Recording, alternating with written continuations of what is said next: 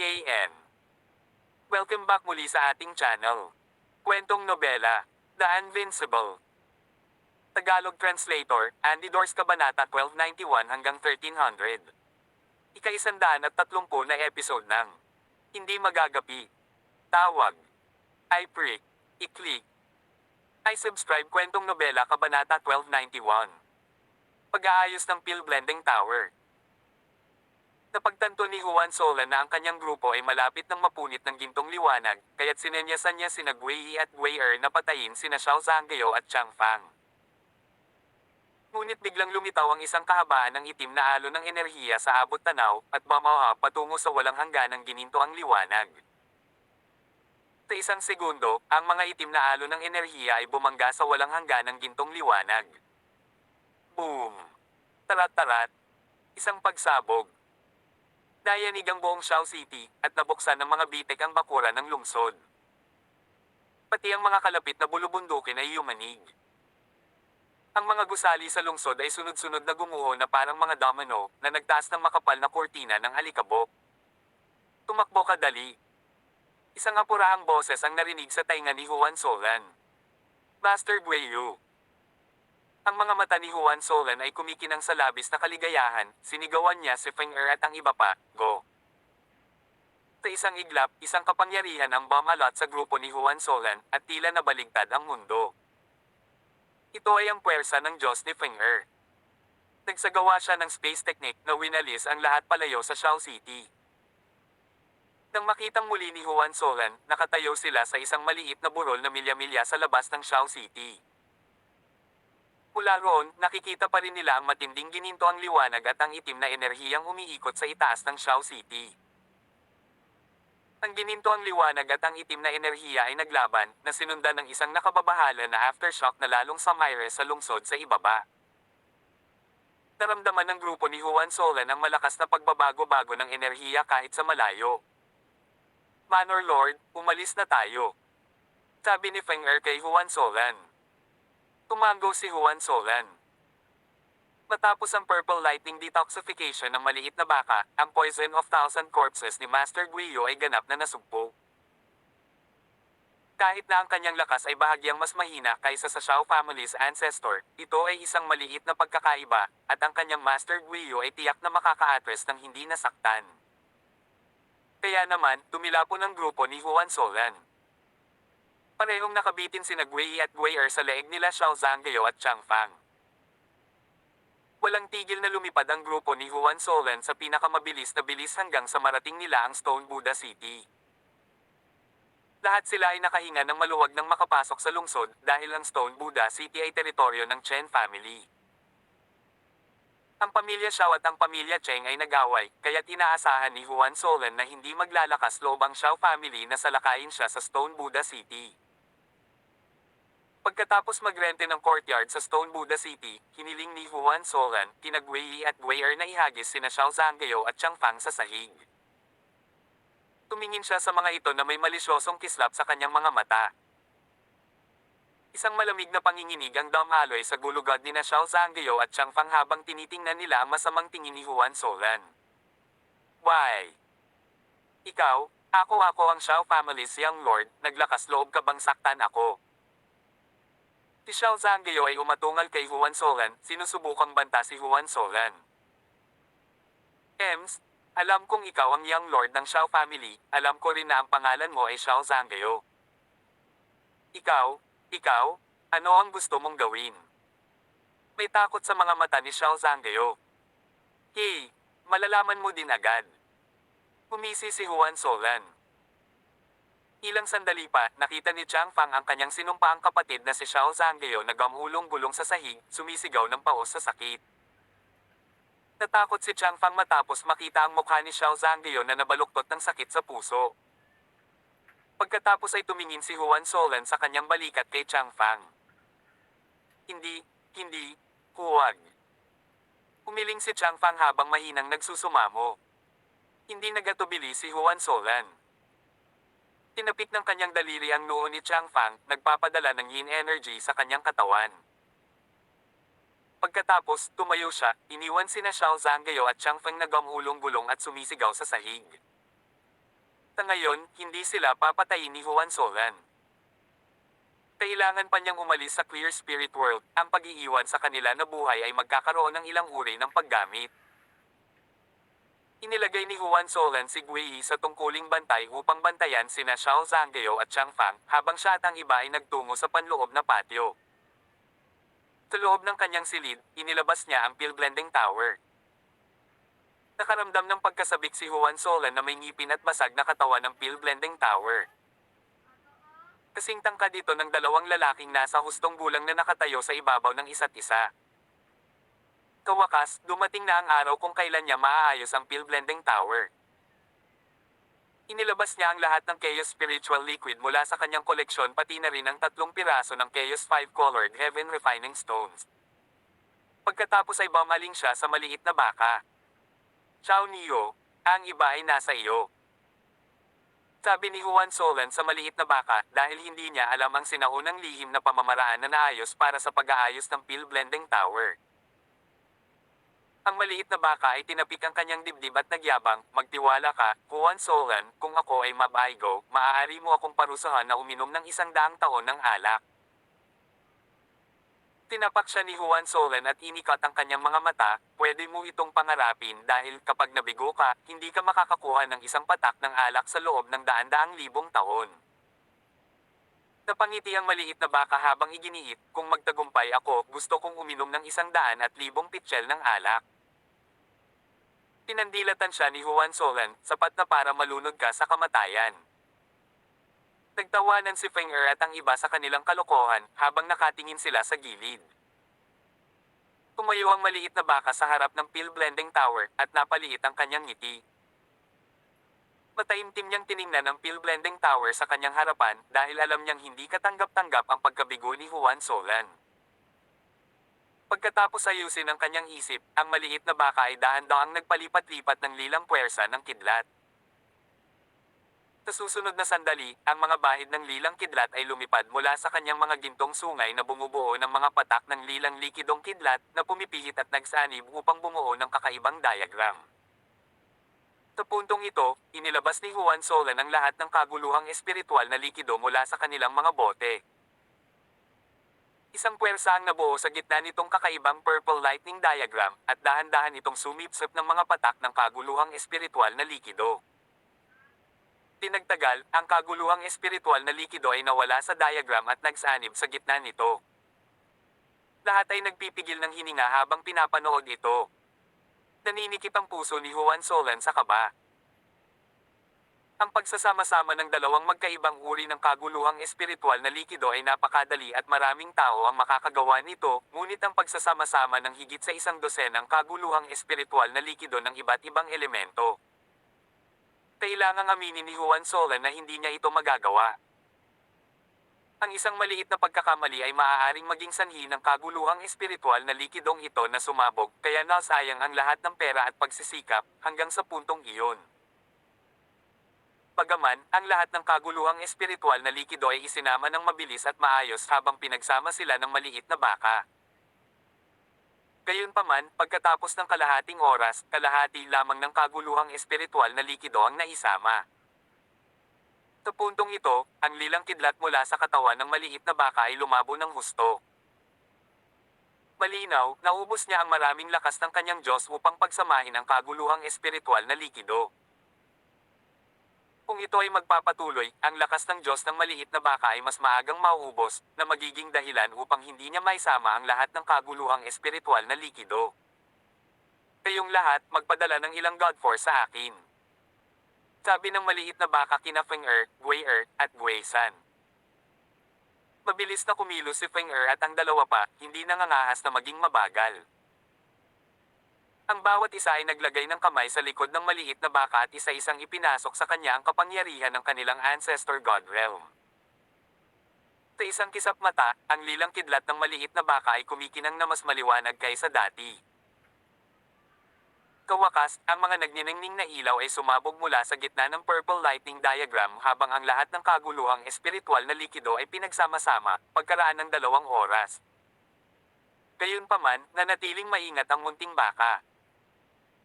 Susunod, kinailangan niyang tunawin ang 3 piraso ng kaguluhan na 5 kulay na langit na nagpapadalisay ng bato at isama ito sa kaguluhang espiritual na likido. Ito ay isa sa mga mahahalagang hakbang.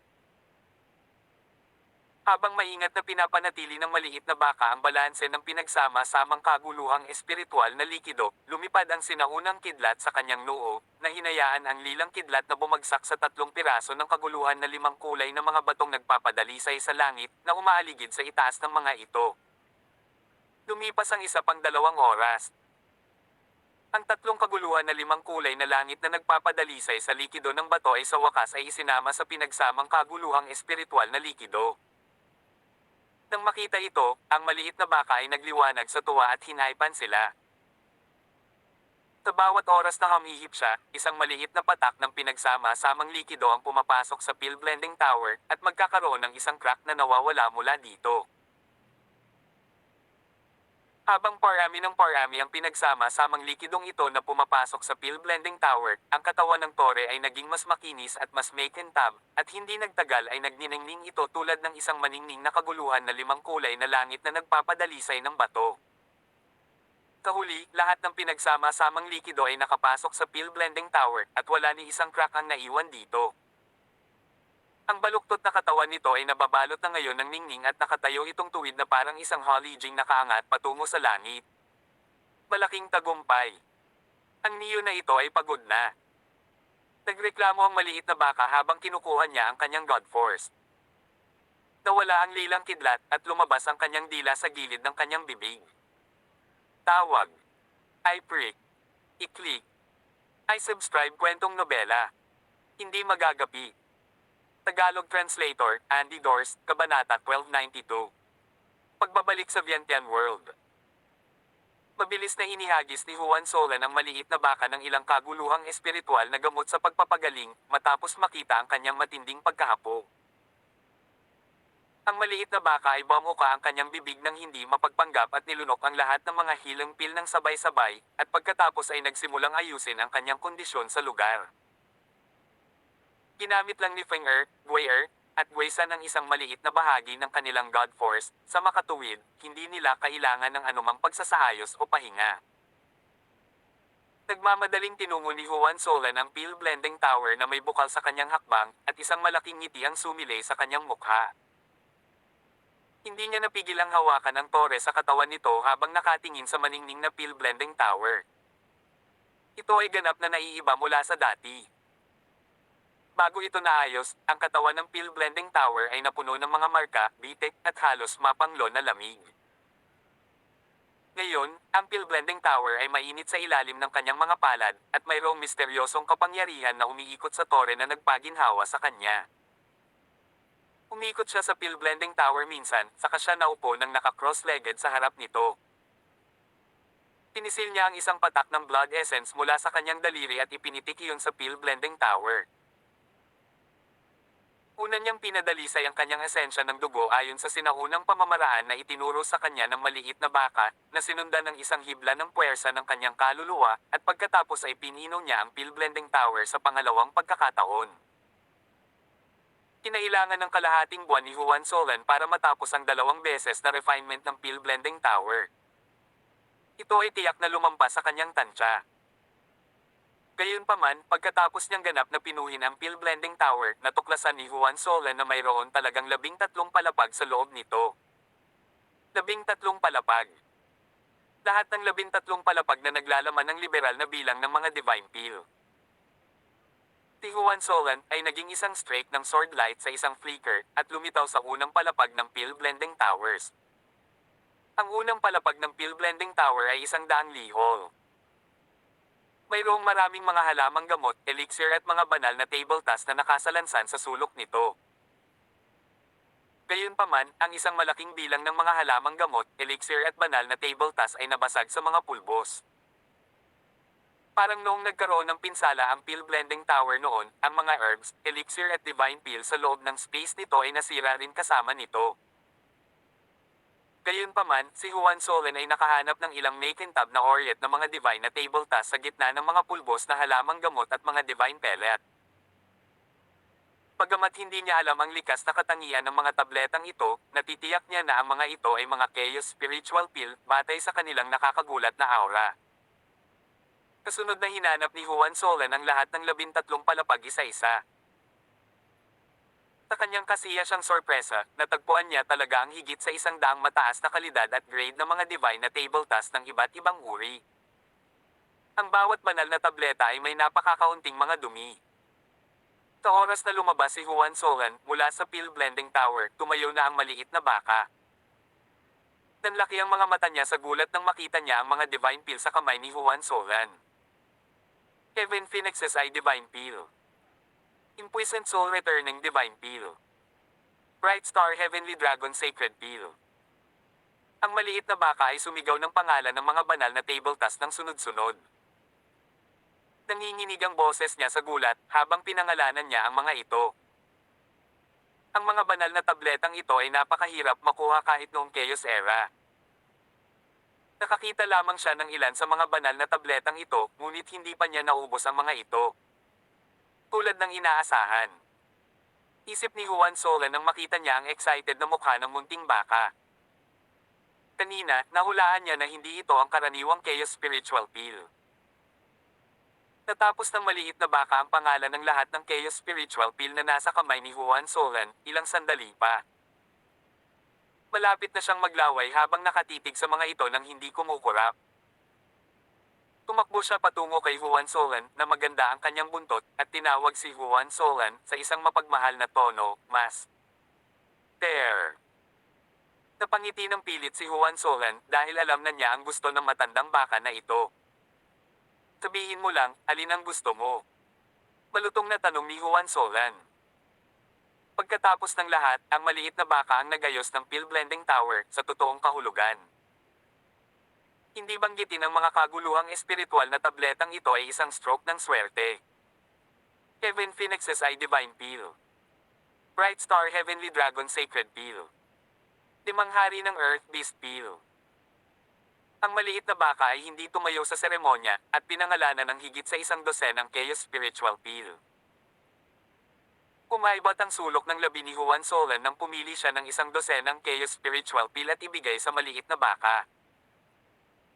Ang maliit na baka ay masayang tumanggap ng mga table task mula kay Juan Solan at bilang kapalit, binigyan niya ito ng isang malaki, basang dila sa mukha nito. Siya ay tumalikod at pumasok sa isang silid upang pinuhin ang kaguluhang espiritual na mga pildores habang iniiwan ang mga salitang salamat, guro. Sa hangin. Pinunasan ni Juan Solan ang kanyang mukha gamit ang kanyang kamay ng may pagkaalab, pilit na inaalis ang mga mantsa ng maliit na baka sa kanyang mukha. Napuno ng lamig ang kanyang puso mula sa mantsa ng munting baka. Si Finger at ang iba pa ay nakamasid habang nakatayo sila sa di kalayuan at parang tumatawa, ngunit nagawang panatilihing tuwid ang mukha. Tumalikod si Juan Solan patungo sa pill blending tower na walang magawa. Pinuksan niya ang kanyang kanang palad at ikinonekta ang kanyang mga iniisip sa pill blending. Pagkaraan ng 1 segundo, ang pill blending tower ay tumaas sa hangin at lumipad patungo kay Juan Solan. Habang lumilipad ang pill blending tower patungo kay Juan Solan, mabilis itong lumiit hanggang sa isa na lamang itong cute, isang talampakang taas na maselang tore sa palad ni Juan Solan. Ito ay kaibig-ibig kahit saang anggulo mo tingnan ng tore. Ang kasalukuyang pill blending tower ay nagpaalala kay Juan Solan ng pagoda bearing Heavenly King Li Jing mula sa mga lumang alamat ng kanyang nakaraang buhay. Ang pill blending tower sa kanyang kamay ay medyo katulad ng pagoda na iyon. Inalis ni Juan Solan ang natitirang mga espiritual na table task ng kaguluhan na hindi nagmamadaling magtanim tulad ng maliit na baka. Sa halip, inilabas niya ang lahat ng mga halamang gamot at elixir na inihanda niya, at pagkatapos ay inactivate ang pill blending tower. Ang lahat ng mga halamang gamot at elixir ay sinipsip sa tore.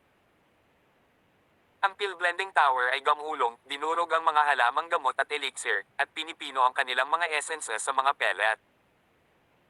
Tumawa ng malakas si Juan Solan nang lumabas ang ilang makikinang na berdeng pellets mula sa bibig ng pill blending tower.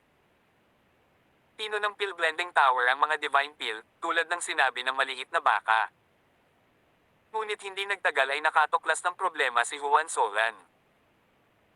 Ang Pill Blending Tower ay nangangailangan ng walang patid na daloy ng purong espiritual na enerhiya upang suportahan ito upang mapino ang mga table task.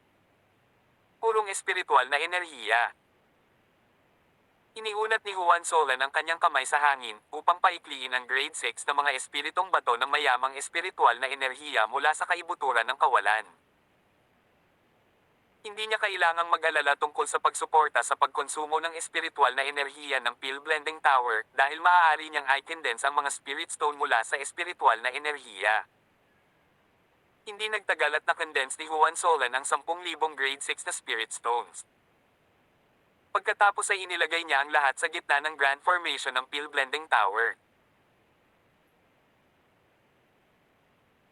Nang si Juan Solan ay 100% nakatitiyak na ang Pill Blending Tower ay maaaring pinuhin ang anumang uri ng mga table task, pagkatapos ng kalahating araw na pagtatangka. Sa wakas ay nagtiwala siya na kunin ang 5 kaguluhang espiritual na damo, Golden Radiant Needle Mushroom, Blue Flaming Heart Prutas, Siyam na Petals Spiritual Lighting Lotus, Enigmatic Young Thistle, Deep Sea Crystal, at iba pang mga halamang gamot na nakolekta niya sa paglipas ng mga taon upang pinuhin ang Reverse Incarnation Pill. Gamit ang pill na ito ay sa wakas ay mapapagaling na niya ang Heart Devil Blood Curse ni Yao Chi. Walang kumukurap na titig ni Juan Solan sa Pill Blending Tower matapos nitong lunukan ang lahat ng mahahalagang halamang gamot dito. Lumipas ang kalahating araw nang biglang naglabas ng maningning na liwanag ang Pill Blending Tower nang lumipad ang 100 ng magagandang gintong table task mula sa bibig nito. Ang Reverse Incarnation Pill ay matagumpay na napino. Tinuyam ni Juan Solan ang Reverse Incarnation Pill sa kanyang kamay. Hindi lamang ang mga pildores na ito ang makakapagpagaling sa Heart Devil Blood Curse ni Yao Chi, ngunit ang mga tabletang ito ay makakapagpagaling din ng mga katulad na Magic Curse at Blood Curse. Pagkatapos nito, nanatili si Juan Solan sa Stone Buddha City upang pinuhin ang lahat ng kaguluhang espiritual na mga pildores na nakita niya sa Pill Blending Tower. Tirichit *S. Lumipas ang 1 taon mula nang pumasok si Juan Solan sa pag-iisa. Sa loob ng 1 taon na ito, ang cultivation ni Juan Solan ay tumaas mula sa peak sa unang bahagi ng 7th Order hanggang sa peak sa kalagitnaan ng 7th Order Ancient God Realm, napakalapit sa pag-advance sa late 7th Order Ancient God Realm. Makalipas ang 1 taon, lumabas si Juan Solan sa kanyang silid, at agad na napansin ang isang ganap na kakaibang hangin sa paligid ng maliit na baka. Malinaw, ang kanyang lakas ay bumuti din ng malaki sa panahong ito. Ang bilis ng pagbawi ng walang laman na diablo na si Shu Baisheng sa kanyang lakas ay mas nakakagulat dahil naabot na niya ang rurok ng maagang 6th Order Ancestor God Realm.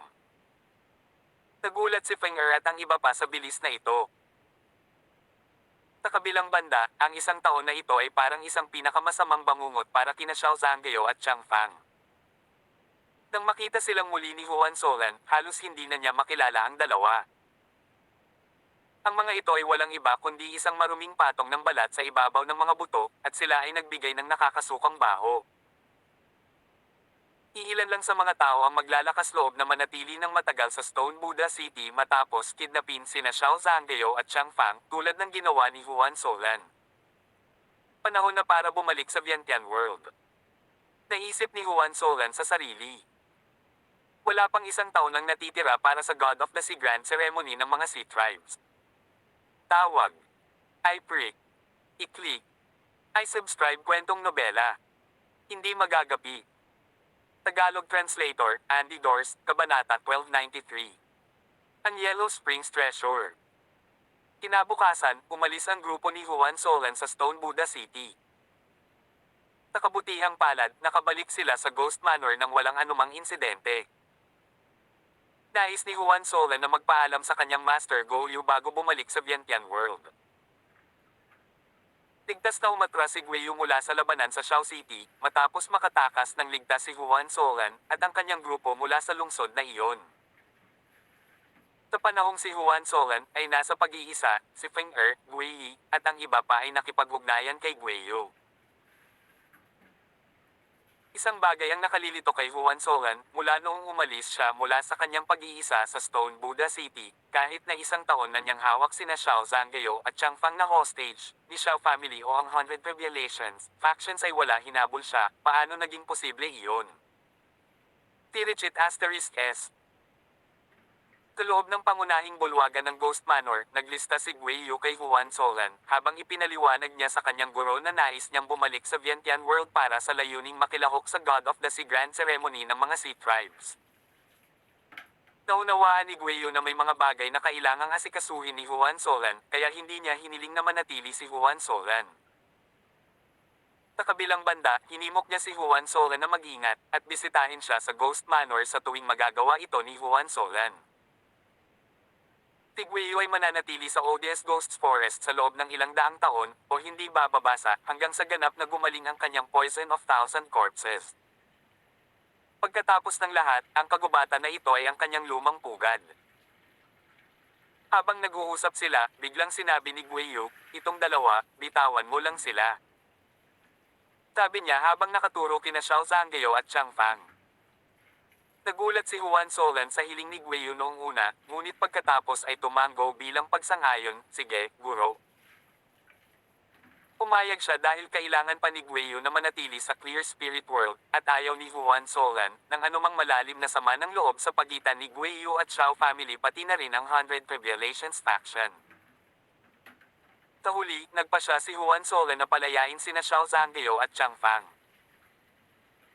Sa araw ding iyon, umalis si Juan Solan mula sa Ghost Manor, kasama sina Feng Er, Gui Yi, Gui Er, at Gui San.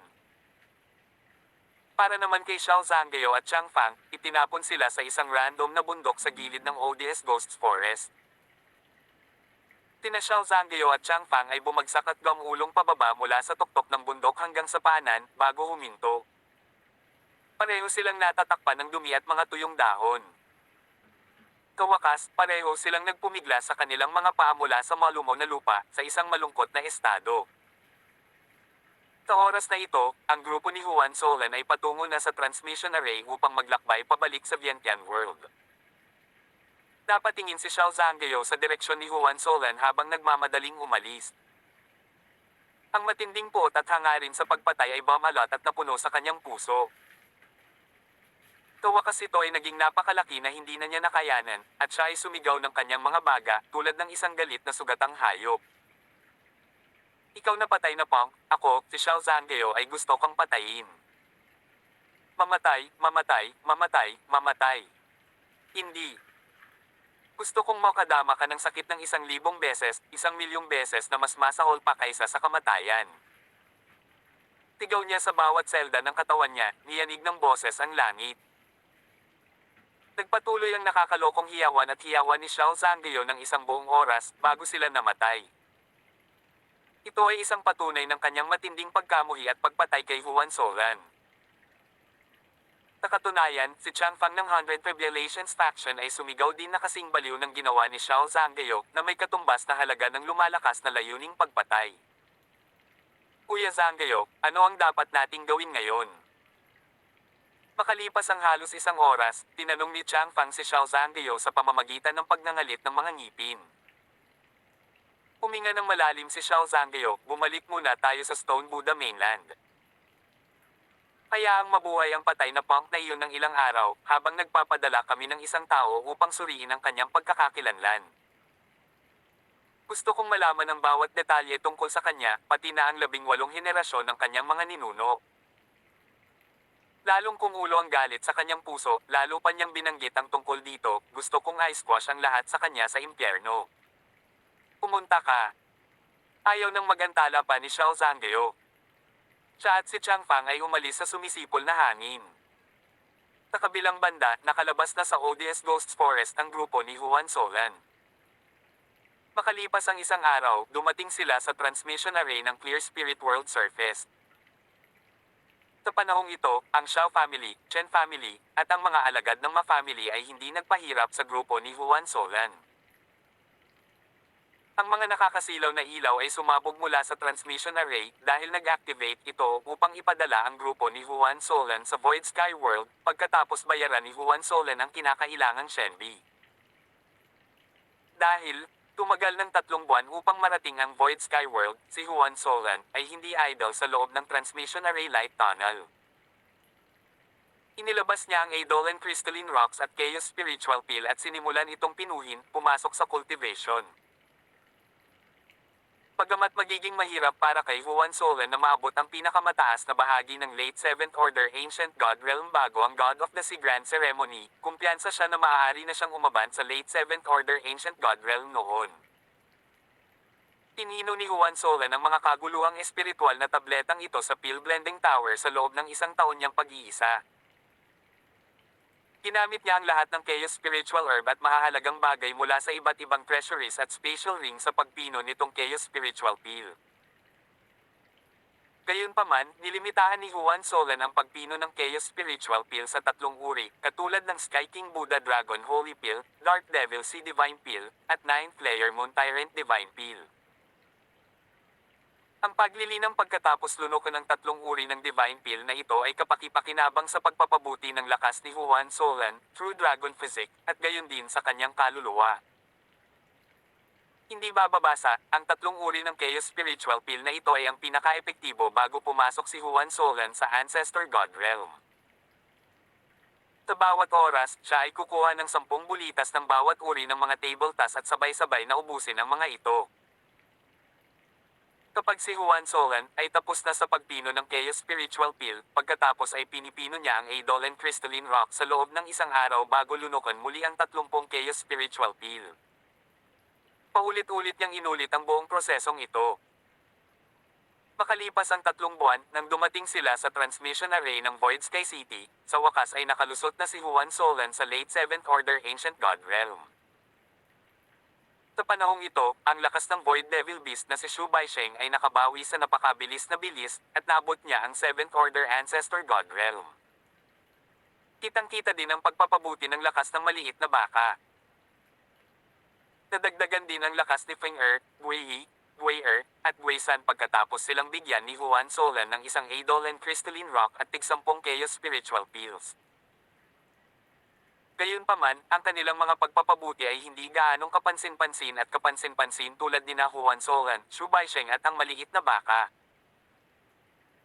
Ito ay higit sa lahat dahil imposible para sa mga high-level na Ancestor God Realm Cultivator tulad ni Feng Er, Gui Yi, at iba pa na makakita ng ganoong kapansin-pansing pagtaas sa kanilang lakas sa loob ng 1 o 2 taon. Huminga ng malalim si Juan Solan nang lumabas siya mula sa Transmission Array Formation ng Void Sky City. Nararamdaman niya ang pagkakaiba ng espiritual na enerhiya sa Clear Spirit World at Void Sky World. Ngayong nakabalik na siya sa Void Sky World, ang susunod na bagay sa kanyang listahan ng gagawin ay kunin ang Yellow Springs Magic Robe. Naturally, ito ay isang bagay na hindi niya malilimutan.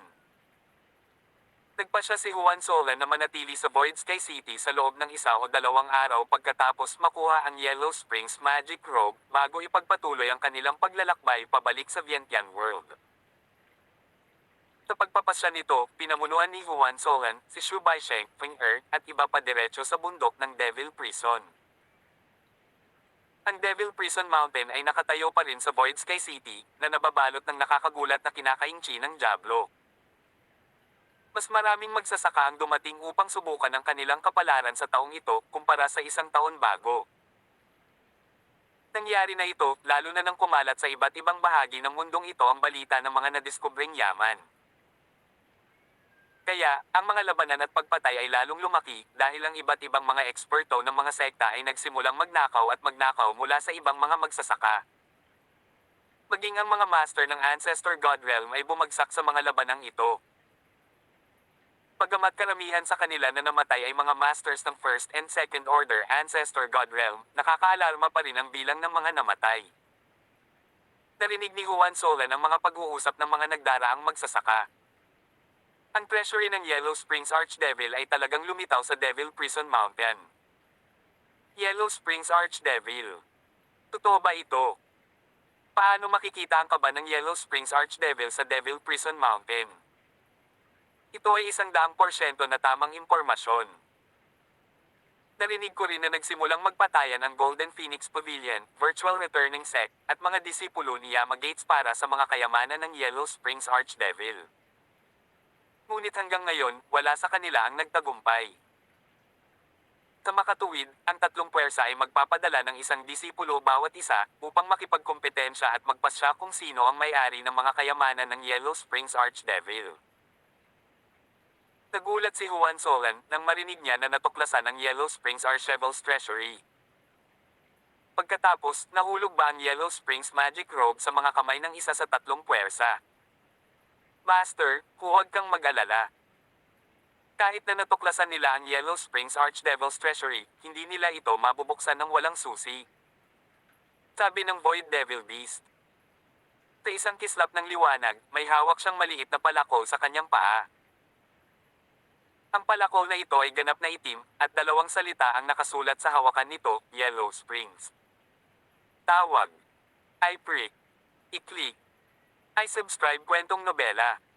Hindi magagapi. Tagalog Translator, Andy Dors, Kabanata 1294. Chaosin Spirit Fruit.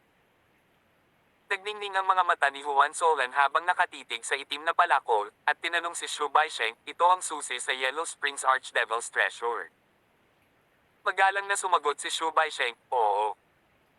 Ngunit halos isang segundo ay lumipas, nang siya ay umungol sa sakit. Kinatok siya ng maliit na baka sa kanyang ulo at pinagsabihan, bakit hindi mo sinabi sa amin kanina na nasa iyo ang susi ng Yellow Springs Archdevil's treasure? Napahawak si Shu Baisheng sa kanyang ulo at mamulong ng kung ano sa kanyang hininga. Mabangis na nanlaki ang mga mata ng baka habang nagtatanong, ano? Lalong lumaki ang tapang mo, ngayong lumakas na ang lakas mo ha. Ngayon, sisimulan mo na bang minumura ako? Halos mapatalon si Shu Baisheng sa kanyang balat sa malambot ngunit nagbabantang boses ng maliit na baka. Umiti siya ng papuri sa isang pagkataranta, ang Senior Golden Horn, Junior ay hindi kailanman maglalakas loob na gawin ang ganoong bagay. Walang lakas ng loob si Junior Ang isang baka na hindi kahit isang Ancestor God Realm ay talagang sinasaway ang isang high-level magic beast. Gayunpaman, sa ngayon, si Feng Wei Yi, at iba pa ay hindi nakilala sa mga ganitong eksena. Matapos ang paggugol ng higit sa isang taon na magkasama, nasaksihan ni Feng at ng iba pa ang mga himala ng munting baka, at nalaman na ang munting baka ay talagang muling pagkakatawang tao ng isang malaking kaguluhang espiritual na hayop. At muli, kahit na ang susi ng Yellow Springs Archdevil's treasure ay nasa pag-aari ni Shu Baisheng, kailangan ni Juan Solenal na makarating sa Devil Prison Mountain sa lalong madaling panahon. Dahil natuklasan ng Yellow Springs Archdevil's treasure, parami ng parami ang mga eksperto mula sa nakapaligid na mundo, marahil kahit na ang mga super forces sa mga ibabaw ng mundo sa malayo ay malalaman ito sa lalong madaling panahon. Kapag nangyari iyon, ang makapangyarihang mga taong ito ay bumaha sa Devil Prison World. Nagsumikap si Juan Solan na makuha ang Yellow Springs Archdevil's treasure sa kanyang mga kamay bago dumating ang mga ekspertong ito. Nang walang karagdagang pagkaantala, ang grupo ni Juan Solan ay naging isang bahid ng liwanag at nagtungo sa bundok ng Devil Prison. Naramdaman na lamang ng mga kalapit na eksperto ang malakas na damaloy sa kanila, habang ang grupo ni Juan Solan ay nawala mula sa kalye, na ikinagulat nila ng ilang segundo.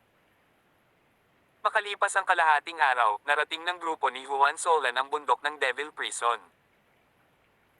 Tumigil sila sandali sa harap ng Devil Prison Mountain bago mabilis na pumasok.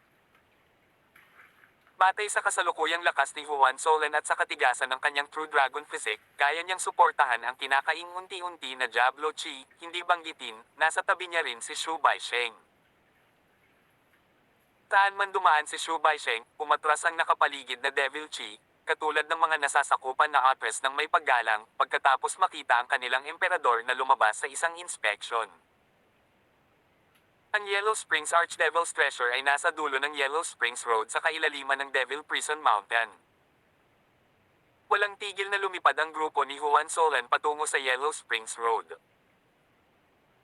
Habang nagmamadali ang grupo ni Juan Solan patungo sa Yellow Springs Road, may ilang tao na nakatayo sa isang tiyak na tuktok ng bundok sa isang lugar sa Yellow Springs Road. Ang isa sa kanila ay walang iba kundi ang Elder Linbi ng Short Blade Gate na minsan ay gustong patayin si Huang Xiaolong at ang maliit na baka. Maliban kay Linbi, may isa pang Elder ng Short Blade Gate at dalawang Elder ng Golden Phoenix Pavilion. Elder Lin, mayroon ba talagang Chaos Yin Spirit Fruit sa Yin Snake Mountain na ito?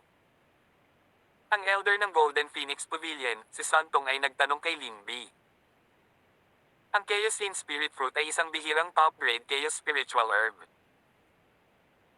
Ang mga benepisyo ng pagkonsumo ng isang Chaos Yin Spirit Fruit ay halos katumbas ng ilang daang taon ng pagsusumikap sa paglilinang na nakakagulat. Kahit na ang mga epekto ng karaniwang Chaos Spiritual Pill ay hindi maihahambing sa mga benepisyong dala ng Chaos Yin Spirit Fruit. Tumango si Linbi, bagaman hindi ako 100% sigurado, mayroon pa ring 70% ng katiyakan dahil nalaman ko ang impormasyong ito mula sa Earth Ghost Devil na pinatay ko kanina. Gayunpaman, ang Chaos Yin Spirit Fruit ay binabantayan ng dalawang Chaos Spiritual Beast na tinatawag na Soaring Snake. Ang dalawang umahalo na ahas na ito ay parehong nasa pinakamataas na lakas ng First Order Ancestor God Realm, kaya dapat tayong apat na magtulungan para harapin sila. Sabi ni Linbi. Ito ang pangunahing dahilan kung bakit nakipag-ugnayan siya sa 3 taong ito. Naging seryoso ang kanilang mga ekspresyon sa paliwanag ni Linbi. Ang isang First Order Ancient God Realm na tumataas na lakas ng ahas ay tiyak na maihahambing sa isang Mid-First Order, o kahit na isang Peak Mid-First Order Ancestor God Realm na lakas ng taong Cultivator. Sa kanilang apat, isang tao lang ang nasa kalagitnaan ng First Order Ancestor God Realm, habang ang tatlo pa ay nasa pagitan ng maagang First Order hanggang sa rurok sa unang bahagi ng First Order Ancestor God Realm. Haharingan ko ang isa sa mga umuusbong na ahas, samantalang ang isa ay ibibigay sa inyong dalawa. Samantala, sasamantalahin ni Linbi ang pagkakataong ito para mamitis ng Yin Spirit Fruits. Kapag napitis na ang lahat ng prutas, sabay-sabay tayong aalis. Ang Mid-First Order Ancestor God Realm Golden Phoenix Pavilion Elder ay nagtalaga ng mga gawain sa grupo. Tumango si Linbi at ang dalawa pa. Walang tumutol sa planong ito. Sa pangunguna ni Linbi, ang apat ay bumili sa direksyon ng Chaos Yin Spirit Fruits. Ang Chaos Yin Spirit Fruit ay lumalaki sa isang lugar na may masaganang Yin energy. Hindi nagtagal, lumitaw ang apat sa isang bahagi ng Yin Snake Mountain. Ang Chaos Yin Spirit Fruit ay nasa unahan. Itinuro ni Linbi ang isang cliff wall habang sinasabi niya sa iba pa niyang grupo. Ang apat sa kanila ay ganap na nagtago ng kanilang presensya at dahan-dahang lumipad palapit sa pader ng bangin. Makalipas ang kalahating oras, unti-unting lumalapit ang grupo ni Juan Solan sa Yin Snake Mountain. Ang Yellow Springs Road ay nasa kabila lang ng bundok na ito sa unahan. Magalang na ipinalam ni Shu Baisheng kay Juan Solan habang pinamumunuan niya ang grupo sa pinakaharap. Tumango si Juan Solan. Biglang, naramdaman nila ang pagbabago-bago ng enerhiya ng isang labanan, hindi kalayuan sa unahan nila. May mga master ng Ancestor God Realm na nakikipaglaban sa Yin Snake Mountain. Kinuha ni Shu Baisheng. Juan Solan, dapat ba tayong pumunta at tingnan? Sabi ng munting baka na kumikinang sa pananabik ang mga mata. Itong baka. Ngumiti si Juan Solan sa loob-loob, maaaring tingnan mo ito dahil hindi ito masyadong malayo at hindi tayo maaantala. Kaya, lumipad ang grupo ni Juan Solan patungo sa labanan sa Yin Snake Mountain. Habang papalapit sila, nakita nila ang dalawang naglalaban ng panig. Si Juan Solan at ang mga mata ng munting baka ay naningkit. Haha, Solan, hindi ko ba sinabi?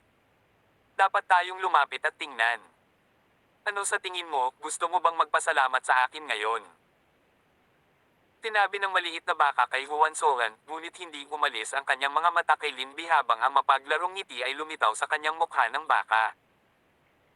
Isang malamig na liwanag ang kumikinang sa mga mata ni Juan Solan nang makita niya si Linbi. Kung hindi siya naging napakaswerteng nakaligtas sa huling pagkakataon dahil nagawa niyang makatakas sa kamatayan sa pamamagitan ng pagkahulog sa pulang dugong dagat, malamang na namatay siya at ang maliit na baka. Iyan ang Chaos Yin Spirit Fruit. Malakas na napabulalas ng walang kabuluhang demonyong hayop na si Shu Baisheng sa pagkabigla. Nilalagnat niyang tinitigan ng 12-dosenang yin spirit fruits na nakasabit sa cliff wall sa di kalayuan. Ang mga prutas na ito ay naglalabas ng madilim na berdeng kinang. Nagpakita rin sina Feng-er, Guiyi, Guier, at Guisan ng mga pambihirang ripples ng pagnanasa, habang gutom na gutom silang nakatingin sa Chaos Yin Spirit Fruits.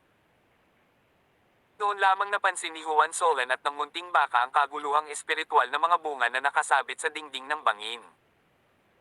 Haha, ang swerte nitong baka, ito talaga ang Chaos Yin Spirit Fruit. Tumawa sa sarap ang maliit na baka. Sa oras na ito, si Linbi na nakikipaglaban sa lumulutang na ahas ay natuklasan ng grupo ni Juan Solan at namangha, buhay pa ba ang batang iyon? Kuya Lin, kilala mo ang mga taong ito? Tanong ng isa sa elder ng Golden Phoenix Pavilion. Mahigit 2 taon na ang nakalipas, ninakaw ng batang ito ang maraming idol and crystalline rocks ng ating Short Blade Gate, at pinatay pa ang ilan sa mga disipulo ng ating Short Blade Gate. Maya-maya nung hinabol ko siya, nahulog siya sa dagat na pulang dugo. Akala ko patay na siya dahil nahulog siya sa dagat na may matinding pinsala. Tinong mag-aakalang buhay pa ang batang ito. Bigla siyang tumingin kay Juan Solan ng may pagtataka, ngunit, sa oras na iyon, ang batang ito ay nasa kalagitnaan pa lang ng 6th Order Ancient God Realm, paano na siya ay late 7th Order Ancient God Realm ngayon? Nagulat din ang iba nang marinig nila ang huling pangungusap ni Linbi. Brother Lin, imposible iyon paano siya makakapag-breakthrough sa late 7th Order Ancient God Realm mula sa mid-6th Order Ancient God Realm sa loob ng 2 taon? Nagtatakang sabi ng isa pang Short Blade Gate na elder. Sino ang nagmamalasakit kung siya ay 6th Order o 7th? Ang batang ito ay talagang maraming idol and crystalline rock sa kanya, tama ba? Nakalok ang tingin ni Elder Santong ng Golden Phoenix Pavilion kay Juan Solan na may nag-aalab na kasakiman sa kanyang mga mata. Ang idol and crystalline rocks ay kasing halaga ng Chaos Yin Spirit Fruit. Hindi napigilan ni Juan Solan na matuwa habang pinapanood si Linbi at ang iba pang tina-target siya dahil sa idol and crystalline rocks na hawak niya. Tinenyasan niya ang walang laman na demonyong hayop na si Shu Baisheng gamit ang kanyang mga mata. Sumagot si Shu Baisheng sa pamamagitan ng pag-abot at pagkayem ng kanyang mga kuko sa hangin. Agad-agad, ang Elder Santong ng Golden Phoenix Pavilion ay sumabog sa kanyang kamatayan. Si Linbi ay nasugatan ng husto sa pagsabog. Inihagis siya sa paanan ni Juan Solan habang sumusuka pa rin ng dugo. Tawag. I-prick. I-click. I-subscribe kwentong nobela. Hindi magagapi. Tagalog Translator, Andy Dorst, Kabanata 1295. Ang Yellow Springs Road. Ang dalawang umaalon na ahas ay takot na tumingin kay Shu Baisheng. Sa isang segundo, pareho silang tumakas, ngunit nahuli at inihagis ni Shu Baisheng ang mga ito sa paanan ni Juan Solan, sa pamamagitan ng grab and throw gesture gamit ang kanyang kamay. Si Linbi at ang dalawang umaalon na ahas na ito ay katulad ng mga sanggol na natutong gumapang laban sa lakas ni Shu Baisheng. Inangat ni Linbi ang kanyang ulo habang nagpupumiglas siya mula sa lupa. May takot, kawalang paniwala, at pagtanggi sa kanyang mga mata habang nakatingin siya kay Shu Baisheng. Ang mukhang cute na demonyong hayop na ito ay talagang isang mid-level na Ancestor God Realm Master. Baka kahit isang high-level na Ancestor God Realm Master. Paano ito posible? Paano magiging handang maglingkod ang isang mataas na antas ng demonyong hayop sa isang Panginoon ng tao na hindi isang master ng Ancestor God Realm?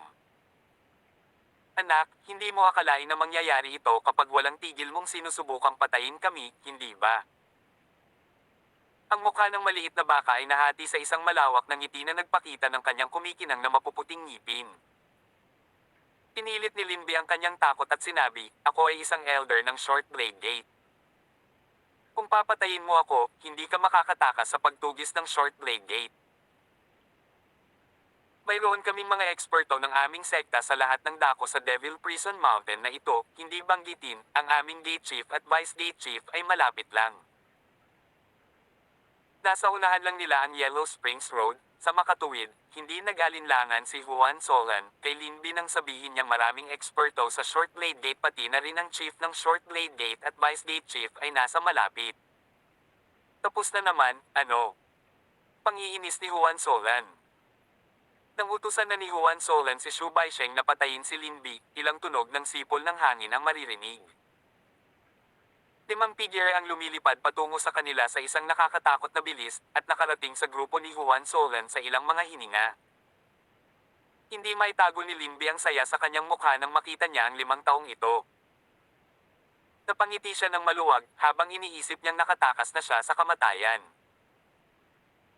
Ang 5 tao ay walang iba kundi ang mga Grand Elder ng Short Blade Gate pati na rin ang mga Grand Elder ng Golden Phoenix Pavilion. Ang malakas na pagbabago-bago ng enerhiya mula noong pinatay ni Xu Baisheng ang 3 Elder ng Golden Phoenix Pavilion ay nagpaalarma sa kanila. Sa paglitaw ng Yellow Springs Archdevil's Treasure, ang Short Blade Gate at ang mas mataas na echelon ng Golden Phoenix Pavilion ay nagpasya na bumuo ng isang alyansa, kaya lahat ng mga eksperto mula sa parehong puwersa ay nagsasama-sama.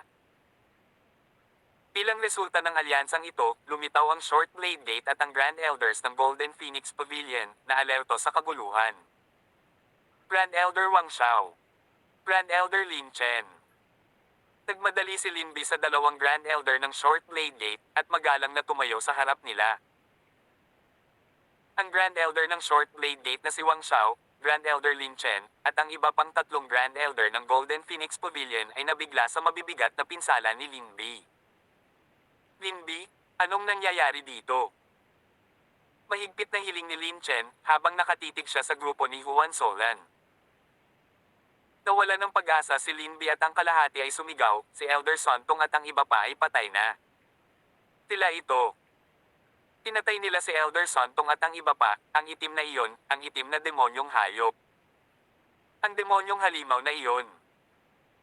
Nanginginig niyang itinuro si Juan Solan at ang walang laman na demonyong hayop na si Xu Baisheng.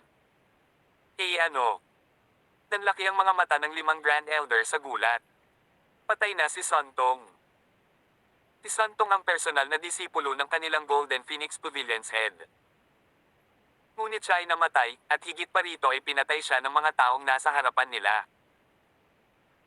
Ang batang iyon ay nagnakaw ng maraming Eidolon crystalline rocks ng ating Short Blade Gate, at pinatay din ang mga disipulo ng ating Short Blade Gate halos 2 taon na ang nakakaraan.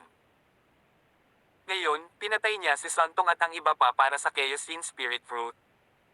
Mabilis na dagdag ni Linbi. Eidolon crystalline rocks. Chaos-Yin Spirit Fruits. Tinawang Xiao, Lin Chen, at ang iba pa ay lumingon sa talampas na pader sa di kalayuan. Nakikita nila ang 12 dark green na kumikinang na Chaos-Yin Spirit Fruits na may kasakiman na nagniningning sa kanilang mga mata. Ngunit, Grand Elder Wang Xiao, ang lakas ng demonyong hayop na iyon ay hindi mababa, natatakot ako na marahil ito ay isang mataas na antas ng Ancestor God Realm. Idinagdag ni Linbo sa dulo sa pamamagitan ng voice transmission kay Wang Xiao. Lumipat ang tingin ni Wang Xiao kay Xu Baisheng, pagkatapos ay ginisyon niya, isa lamang itong demonyong halimaw na kakapasok lang sa 7th Order Ancestor God Realm. Ang mabigat na bato sa dibdib ni Linbi ay nawala sa sagot ni Wang Xiao. Si Wang Xiao ay isang late 7th Order Ancestor God Realm Master. Ang kanyang lakas ay pumangalawa sa lahat ng mga Grand Elder ng Short Blade Gate. Dahil sinabi ni Wang Xiao na ang itim na demonyong hayop ay nakalusot sa 7th Order Ancestor God Realm, kung gayon tiyak na totoo ito. Habang itinago ni Feng Er, Gui, at ang iba pa ang kanilang mga lakas, lumilitaw sila na hindi mas mataas kaysa sa mga Panginoon ng Ancestor God Realm sa mid-level sa ibabaw. Lumipat ang tingin ni Wang Xiao mula kay Xu Baisheng at sa wakas ay huminto kay Juan Solan habang nagsasalita siya ng malamig. Ang Short Blade Gate ay umiral sa libu-libong taon, ito ang unang pagkakataon na may taong nagkaroon ng lakas ng loob na patayin ang Elder ng ating Short Blade Gate. Malalaman mo sa lalong madaling panahon kung ano ang kahihinatnan. Pagkatapos ay bumaling siya sa 3 Grand Elder ng Golden Phoenix Pavilion at sinabing, 3 magkakapatid, papatayin ko ang demonyong halimaw na iyon, ngunit ipaubaya ko ang iba sa kanila sa inyong 3. Haharapin natin ang bata mamaya, ano sa palagay mo? Ang 3 Grand Elder ng Golden Phoenix Pavilion ay sabay-sabay na sumagot, oo naman. Huminto sa pagsasalita si Wang Xiao at unang sumalakay. Sa isang segundo, ang kanyang palad ay tumama kay Shu Baisheng. Ang hampas ng palad na ito ay naglalaman ng buong puwersa ng lakas ni Wang Xiao habang nilalayon niyang patayin si Shu Baisheng sa pinakamaikling panahon. Sa kanyang opinyon, hanggat wala si Shu Baisheng, magiging madali ang pakikitungo sa iba. Ang Grand Elder ng Short Blade Gate na si Lin Chen ay iniunat ang kanyang kamay sa hangin, at isang puwersa mula sa kanyang kamay ang sumalo kay Huan Solan, at sa maliit na baka. Habang ang tatlong Grand Elder ng Golden Phoenix Pavilion ay sumugod kay Feng Er, Gui Yi, at iba pa. Sa oras na ito, si Feng Er na tahimik sa buong panahong ito, ay biglang itinaas ang kanyang payat na kamay at bahagyang itinulak sa hangin. Ang puwersa mula sa kamay ni Lin Chen na naglalayong hulihin si Huan Solan, at ang maliit na baka ay pinilit na bumalik sa pamamagitan ng isang whelming power. Hindi man lang maisip ni Lin Chen na gumanti sa kapangyarihang ito. Tumingin si Lin Chen kay Feng Er, habang sinusubaybayan niya ang pinagmulan ng napakalaking kapangyarihang ito, at nanlaki ang kanyang mga mata sa pagtataka. Sa sumunod na segundo, tumili si Lin Chen habang lumilipad siya pababa na parang sirang saranggola. Ang sigaw ni Lin Chen ay biglaan at hindi inaasahan kaya't lumingon si Wang Xiao pati na rin ang tatlong Golden Phoenix Pavilions Grand Elders, at nakita ang isang miserableng Lin Chen na nakabaon sa lupa. Nalungkot ang mga mukha nila sa tanawing ito. Hindi tumigil si Feng Er doon. Ang kanyang pulso ay pumihit at ang kanyang palad ay pilit na sumugod patungo kay Wang Xiao. Kasabay nito, sabay-sabay na ibinaba ni Gui Yi, Gui Er, at Gui San ang kanilang mga kamao sa tatlong Grand Elder ng Golden Phoenix Pavilion. Sa isang iglap, tinakpan ng napakalamig na Ghost Chi ang kalangitan sa itaas nila na kumukuha ng mga hugis ng mga Ghost King. Si Wang Xiao at ang iba pang mga mag-aaral ay nagkontrata sa takot, habang sila ay sinuntok sa hangin, at hindi nagtagal ay nauwi din sila tulad ni Lin Chen, na nakabaon sa lupa. Masyadong mabilis ang tide. Lumingon si Lin Bi ng kahoy para tingnan si Wang Xiao at ang iba pang apat na Grand Elder na kalahating nakabaon sa lupa. Ilang sandali pa, natauhan si Lin Bi, ngunit pinamanhid ng lamig ang kanyang mga paa. Nanginig siya ng hindi mapigilan. Si Huan Solan ay malamig na tumingin kay Lin Chen pagkatapos ay sinenyasan ng walang laman na demonyong hayop na si Shu Baisheng. Pumagsak ang palad ni Shu Baisheng. Dayanig ang lupa dahil sa impact habang si Lin Bi ay napatag sa lupa. Ngunit sa oras na ito, isang figure ang lumipad palabas at habang sinusubukan nitong takasan ng grupo ni Huan Solan. Gayunpaman, ang kanyang lakas ay higit na mahina kaysa sa orihinal na lakas ni Lin Bi, sa tuktok lamang ng huling ikasampung Order Ancient God Realm. Avatar. Nagulat si Huan Solan, at ang iba pa.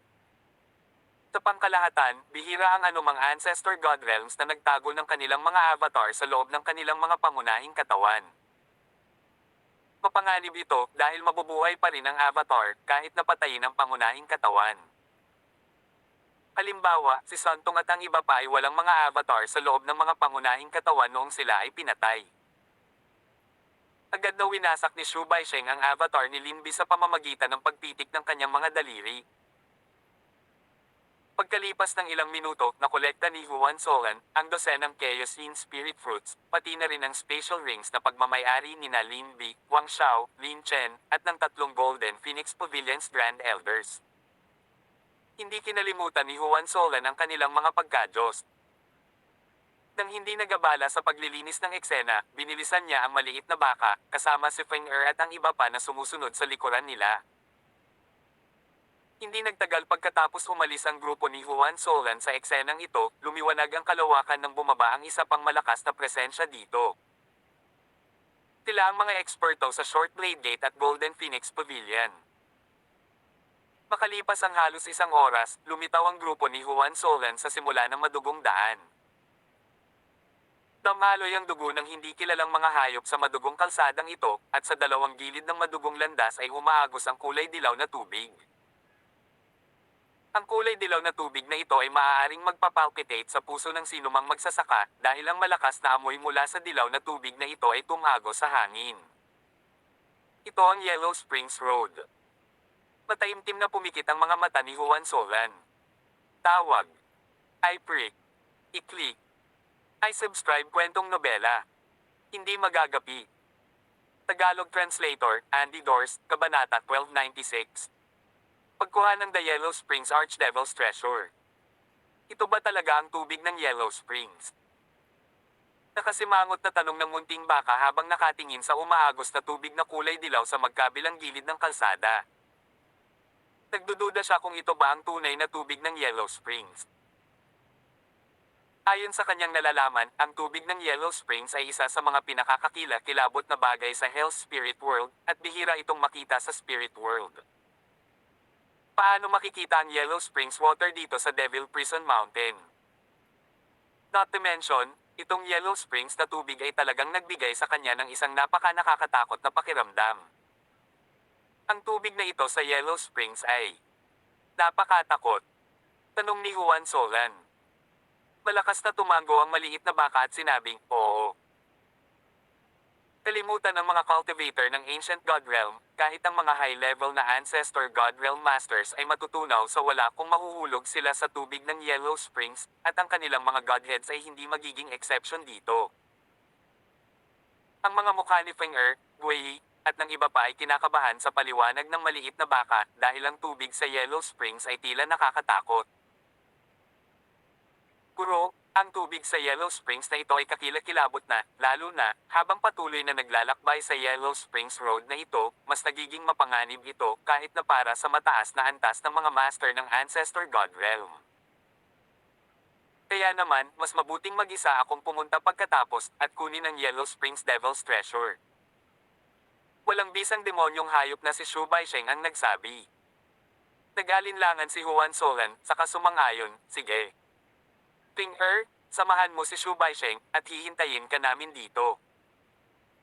Kung may mangyari, makipag-ugnayan sa amin gamit ang talisman ng komunikasyon. Oo. Parehong kinilala ni na Shu Baisheng at Feng-er ng may paggalang. Nagmamadali silang umalis pagkatapos nilang sumaludo kay Huang Xiaolong.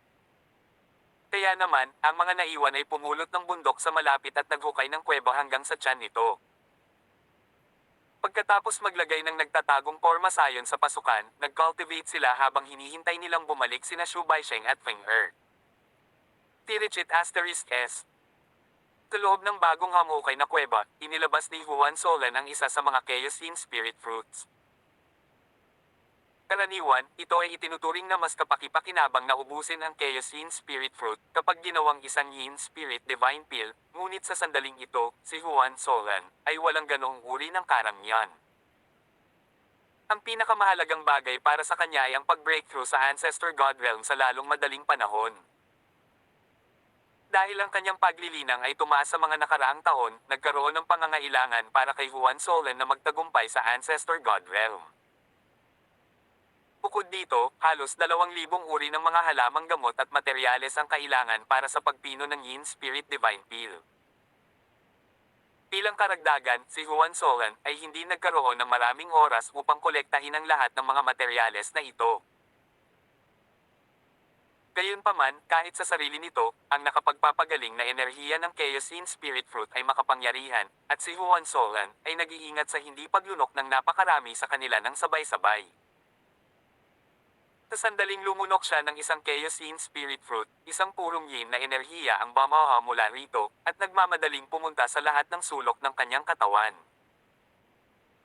Mabilis na inilipat ni Juan Solan ang kanyang God Force ayon sa Grand Mist Parasitic Medium, na nagsisikap na makuha ang enerhiya ng Chaos Yin Spirit Fruit.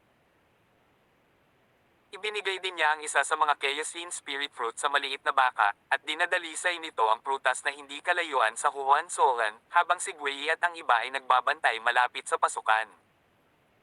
Tirichit *S. Sa labas ay nakamamatay na tahimik. Ang siksik na kinakaing demonyong Chi ay lumutang sa hangin. Paminsan-minsan, may mga tunog ng sumisipol na hangin sa ibabaw ng bundok. Malamang, ito ang mga master ng Ancestor God Realm na patungo sa Yellow Springs Road. Sa isang kisap mata, lumipas ang isang buwan sa kanilang paghihintay. Sa isang buwang ito, napino ni Huang Xiaolong ang 3 Chaos Yin Spirit Fruits. Bagamat hindi siya naka-advance sa peak late 7th Order Ancient God Realm, medyo nasiyahan siya sa resulta ng kanyang cultivation dahil naramdaman niya ang sigla ng kanyang God Force. Gayunpaman, lumipas ang isang buwan ngunit hindi pa nakakabalik ang Void Devil Beast na sina Shu Baisheng at Feng Er. Walang nakuhang sagot si Juan Solan nang subukan niyang makipag-ugnayan sa kanila sa pamamagitan ng Communication Talisman. Dahil dito, lalo siyang nabalisa. Lumipas ang isa pang 10 araw, habang pinipino ni Juan Solan ang isa pang Chaos Yin Spirit Fruit, at wala pa ring balita mula kay Shu Baisheng o Feng Er. Dahil dito ay hindi na siya mapakali hanggang sa puntong hindi na siya mapakali para mag-cultivate pa.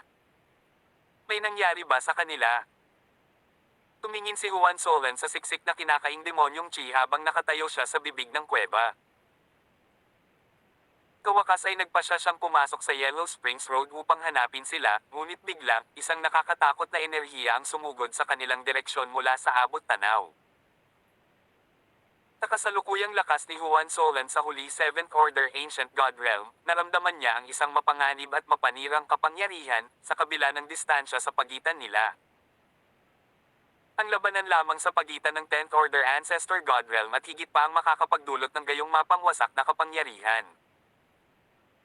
Sa isang segundo, mahuhusgahan ni Juan Solan na ang mapanirang enerhiyang ito ay nagmumula sa Yellow Springs Road. Si Sister Feng Er. Ulalas ng may katiyakan si Gui nang maramdaman niya ang isang pamilyar na malambot na Ghost God Force. Nadurog ang puso ni Juan Solan, may nangyari talaga. Ano ang gagawin? Anong gagawin? Paulit-ulit ang tanong sa isip ni Juan Solan habang lumilipad siya sa ere. Solan, huwag kumilos ng basta-basta. Hinabol ng maliit na baka si Juan Solan at pinayuhan, kahit na si Feng Er, hindi ibig sabihin na may nangyaring masama sa kanya. Sa kanyang lakas, kakaunti lamang ang mga tao sa Void Sky World na may kakayahang saktan siya. Kaya niyang palayain ang kanyang sarili kahit na ang kanyang kalaban ay ang Short Blade Gates Chief o ang Golden Phoenix Pavilion's head. Huminto si Juan Solan at kumalma. At saka, sa lakas ng kalaban niya, walang silbi kung pupunta tayo doon. Dagdag pa ng maliit na baka. Huminga ng malalim si Juan Solan. May malalim na nakakapangilabot na pakiramdam ng kawalan ng kakayahan sa loob ng kanyang puso. Lakas. Ang kanyang oras sa paglilinang ay masyadong maikli kung ikukumpara sa iba, at ang kanyang lakas ay masyadong kulang. Marahil, wala siyang kalaban-laban sa mga nakababatang henerasyon sa kalapit na mundo batay sa kanyang kasalukuyang lakas, ngunit laban sa mga matandang henerasyong magsasaka tulad ng ulo ng Golden Phoenix Pavilion, ang kanyang lakas ay malayong maging sapat. Bigyan mo siya ng 100 taon. 100 taon. Naniniwala siya na sa loob ng 100 taon ay maaabot niya ang taas ng Shao family's ancestor, Golden Phoenix Pavilion's head, at ang mga katulad nito. Siguro, malalampasan pa niya ang mga ito. Biglang nakaramdam ng sake si Juan Solan mula sa kanyang talisman sa komunikasyon. Mabilis niya itong inilabas, at ang kanyang banal na sentido ay tumago sa loob. Pagkatapos ay sinabi niya sa maliit na baka, aalis tayo sa Devil Prison Mountain. Dahil doon, tumalon siya sa likod ng maliit na baka. Umalis sa Devil Prison Mountain. Nagulat ang maliit na baka, ngunit hindi nagatubili. Nawala siya sa isang bahid ng lilang kidlat na nasa likod ni Juan Solan, at dumiretso sa panlabas na gilid ng Devil Prison Mountain. Nasa likuran nila sina Gui, Gui Er, at Gui San. Makalipas ang ilang oras, umalis na si Juan Solan, at ang iba pa sa Devil Prison Mountain, ngunit hindi siya umalis sa Void Sky World. Sa halip, tumungo siya sa malayong tirahan na binili niya bago umalis patungo sa Clear Spirit World. Kanina, nakatanggap siya ng mensahe mula sa Void Devil Beast na si Shu Baisheng na siya at si Feng Er ay makakahanap ng pagkakataong makatakas mula sa Devil Prison Mountain, at pagkatapos ay makipagkita kay Juan Solan, at sa iba pa. Pinilit lang ni Juan Solan ang sarili na maghintay ng matyaga sa loob ng liblib na tirahan. Sa kabutihang palad, sa pagkakataong ito, hindi siya pinahinti ni na Feng Er at Shu Baisheng ng matagal. Nang makitang nakabalik na silang dalawa ng ligtas, nakahinga ng maluwag si Juan Solan sa loob. Ayos lang ba kayong dalawa? Tanong ni Juan Solan. Humisi ang Void Devil Beast na si Shu Baisheng, mabuti na lang at kasama ko si Feng Er, o talagang namatay ako sa Yellow Springs Road. Pagkatapos ay ikinwento ni na Shu Baisheng at Feng Er na nakasagasa sila sa Yama Gates, Gate Chief, noong sila ay nasa Yellow Springs Archdevil's Treasure. Kahit na nakatakas sila, ang Void Devil Beast na si Shu Baisheng ay nakaranas ng 2 putol na espada, ngunit sa kabutihang palad, hindi siya masyadong nasugatan.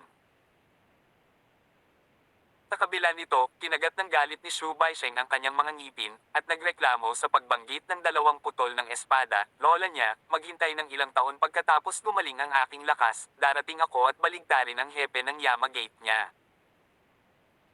Ngunit ang kuko ng maliit na baka ay sumaubong sa ulo ni Shu Baisheng, maaari mong sabihin muli ito pagkatapos ng ilang taon, nasaan ang Yellow Spring Archdevil's Treasure.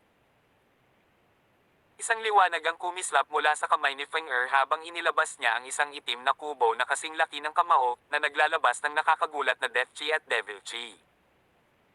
Manor Lord, ito ang Yellow Springs Archdevil's Treasure. Magalang na iniharap ni Feng Er ang Black Cube kay Juan Solan gamit ang 2 kamay. Si Juan Solan ay labis na natuwa. Kanina nang sabihin ni Shu Baisheng na nakasagasa sila sa Yama Gates, Gate Chief, natural niyang inakala na wala na ang Yellow Springs Archdevil's Treasure, ngunit nagtagumpay sina Feng Er at Shu Baisheng na makuha ito. Tawag. I-prick. I-click. I-subscribe kwentong nobela. Hindi magagapi. Tagalog Translator, Andy Dors, Kabanata 1297.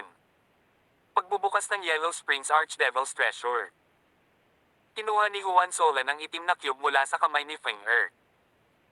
Tinabi ni na Feng Er at Shu Baisheng na ang itim na cube na ito ay ang Yellow Springs Archdevil's Treasure. Sinong mag-aakala na ang ordinaryong itim na batong ito ay ang Yellow Springs Archdevil's Treasure, na lubhang ipinaglalaban ng iba't ibang puwersa. Kung hindi niya ito narinig mula sa bibig ni na Feng Er at Shu Baisheng, hinding-hindi niya ito mahulaan. Pinipigilan ng pananabik sa kanyang puso, inilipat ni Juan Solan ang kanyang God Force sa itim na bato, na binuksan ng Yellow Springs Archdevil's Treasure. Kaagad, isang napakalaki at marahas na kamatayan Chi at Devil Chi ang sumugod palabas mula sa itim na bato, ngunit si Juan Solan ay handa para dito. Hindi nagtagal ay nasugpo niya ang Death Chi at Devil Chi kasama ang kanyang Supreme God Force kasama ang tulong mula kay Feng Er at sa iba pa. Sa sandaling bumukas ang itim na cube, inihayag nito ang Yellow Springs Archdevil's Treasure, at isang nakababahala na malademonyong kulay abong liwanag na naglalabas ng kamatayan Chi ay pumailang lang sa kalangitan, at nagkalat sa lahat ng 4 na direksyon, anuman ang porma sayon sa paligid ng tirahan na inayos ni Juan Solan. Dati, si Juan Solan at ang lahat ay natulala saglit dahil sa kulay abong malademonyong liwanag na ito. Kasunod nito, isang magic robe na may brimong Devil Chi ang lumipad palabas mula sa espasyo ng Black Cube. Ang magic robe ay ganap na natatakpan ng libo-libo at libo-libong mga simbolo ng magic na bumubuo sa balangkas ng isang higanting diablo. Ang higanting diablo sa damit na ito ay may hawak na palakol sa kanyang kamay, na may kumikinang na eskarlate na mga mata, at naglabas ng presyon ng isang archdevil. Ito ang Yellow Springs Magic Robe. Ang gayong nakakagulat na Diablo Chi. Si Juan Solan ay sa loob-loob na namangha. Yellow Springs na ang brat na iyon ay may talento sa pagpapanday. Kahit na ang Yellow Springs Magic Robe ay hindi maikukumpara sa 6 Great Devil Steles, hindi ito malayo sa kanila. Pero, sayang naman. Naputol ang sinabi ng maliit na baka habang umiiling. Kawawa ano? Udyok ni Juan Solan. Ipinaliwanag ng maliit na baka, nakakaawa na itong Yellow Springs Magic Robe ay nasira, kaya ang kapangyarihan nito ay lubhang nabawasan. Noong nakaraan, nang lumitaw ang Yellow Springs Magic Robe, ang Death Chi nito ay maaaring sumaklaw sa 10,000 li at higit pa, hindi kalabisan na sabihin na ang Death Chi nito ay maaaring umabot sa ilang mga ibabaw ng mundo. Ang mga nasa ilalim ng lugar ng Death Chi ng Yellow Springs Magic Robe ay makulong sa loob. At kahit na makuha ang Yellow Springs Magic Robe at ilagay sa treasure box na ito, ang mga taong nakulong sa kapangyarihan nito ay hindi makakatakas sa impluensya nito kahit gaano pa sila kalakas. Ang impormasyong ito ay namangha sa lahat. Yung Yellow Springs Magic Robe, kahit na wala pang 2 metro ang haba nito ay maaari talagang sumaklaw sa ilang mga ibabaw ng mundo para gamitin ang kapangyarihan nito sa kanila. Gaano kalaki ang ilang mundo? Ito ay lumampas sa kanilang saklaw ng imahinasyon. Bahagyang bumilis ang paghinga ni Juan Solan, kung gayon, may paraan ba para maayos itong Yellow Springs Magic Robe? Ang problema ay, wala siyang anumang pinsala sa Yellow Springs Magic Robe. Ang maliit na baka ay inilibot ang kanyang mga mata kay Juan Solan. Sa palagay mo ba ang Yellow Springs Magic Robe na ito ay kapareho ng Pill Blending Tower na maaari mong ayusin sa pamamagitan ng pagkolekta ng ilang kaguluhang espiritual na likido at ilang kaguluhang 5 kulay na mga batong nagpapadalisay sa langit? Ang Yellow Springs Magic Robe na ito ay huwad mula sa Devil World at sa pinakain at napakalamig na materyales ng Hell. Dapat mong mahanap ang mga bagay na ito kung gusto mong ayusin ito. Ang lilang kidlat ay kumaluskos mula sa mga ginintoang sungay ng maliit na baka habang ipinaliwanag niya, at dumapo sa Yellow Springs Magic Robe, kailangan nito ng hindi bababa sa 500 uri ng elemento ng yin at mga materyales ng malamig na elemento mula sa Devil World. Hindi pa banggitin pagkatapos mong matagpuan ang mga materyal na ito, kailangan mo ng Devil Holy Water para pagsamahin ang mga ito na makikita lamang sa Holy Land ng Devil World. Napatulala si Juan Solan sa paglalarawan ng munting baka. Sa huli, walang gana niyang tinanguan ang ulo. Hindi bababa sa 500 uri ng mga materyales ng elemento ng yin. Pagaman hindi tahasang sinabi ng maliit na baka, tinansya ni Juan Solan na halos imposibleng makahanap ng higit sa 500 uri ng mga materyales ng elemento ng yin sa banal na mundo. Sa kabilang banda, puro pantasya ang pumasok sa Holy Land ng Devil World para makuha ang Devil Holy Water. Sa kabila ng kanilang mahusay na lakas, kahit na ang Golden Brow Ancestor at Blood Knife Ancestor ay mamamatay, bago pa man makarating sa Devil World's Holy Land.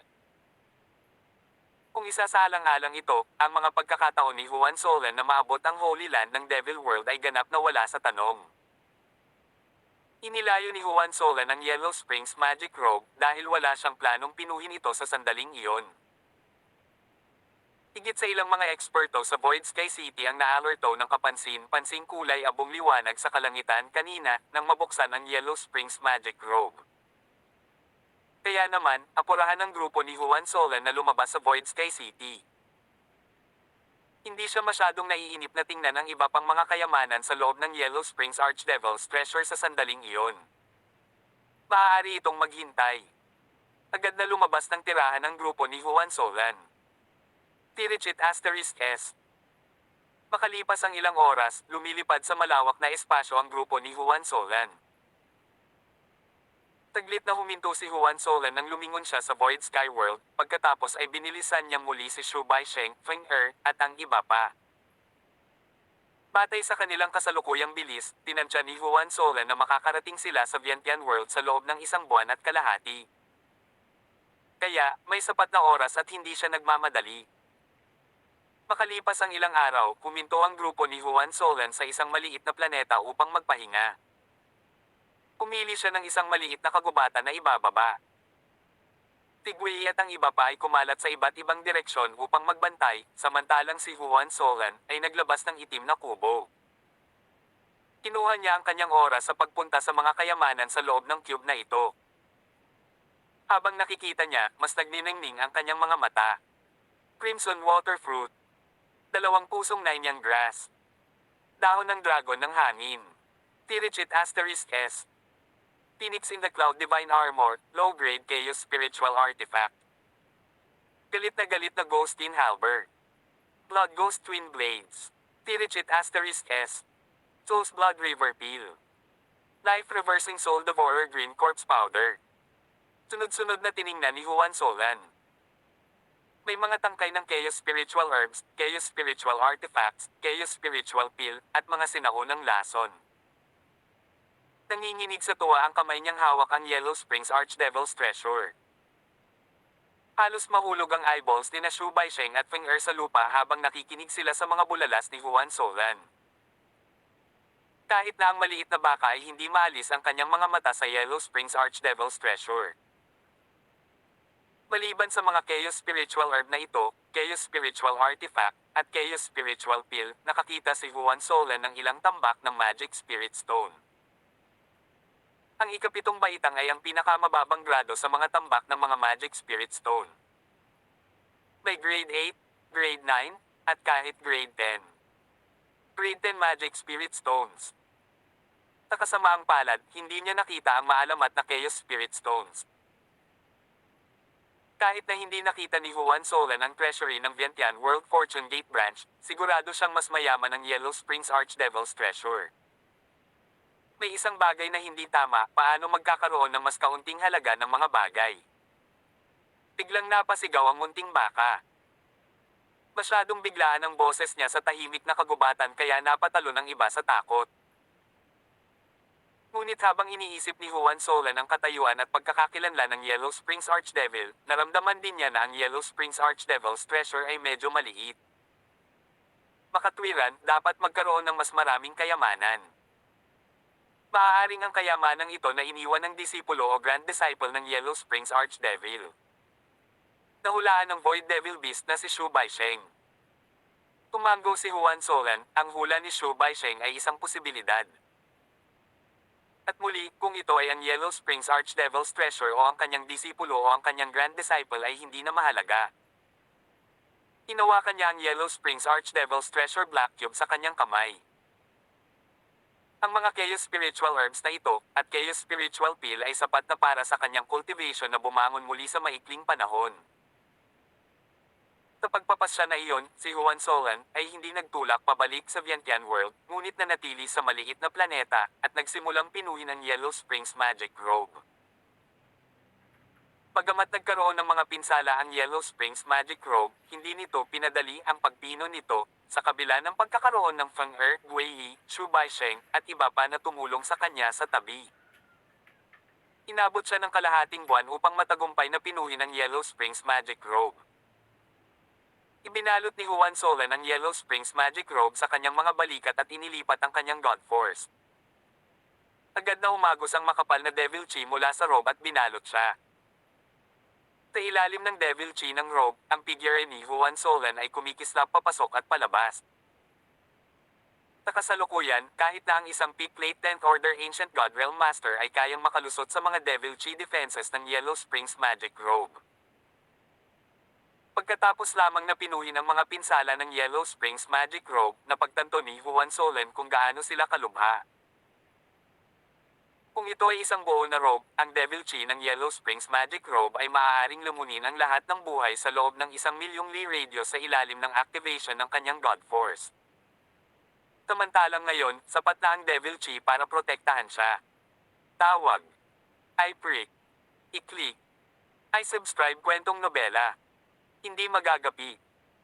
Tagalog Translator, Andy Dors, Kabanata 1298. Blood Imperial Sect.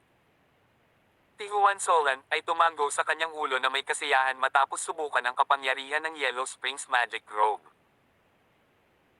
Kahit na nagkaroon ng matinding pinsala ang Yellow Springs Magic Robe, mas kapaki-pakinabang pa rin ito kaysa sa mid-grade Chaos Spiritual Artifact na Moonjade Heavenly Spiral Shell sa ilang aspeto. Ang Moonjade Heavenly Spiral Shell ay nagpoprotekta, nagpaganda at nagpalusog sa kanyang kaluluwa, ngunit hindi nito nagawang umatake. Samantalang, ang Yellow Springs Magic Robe ay maaaring parehong umatake at magtanggol.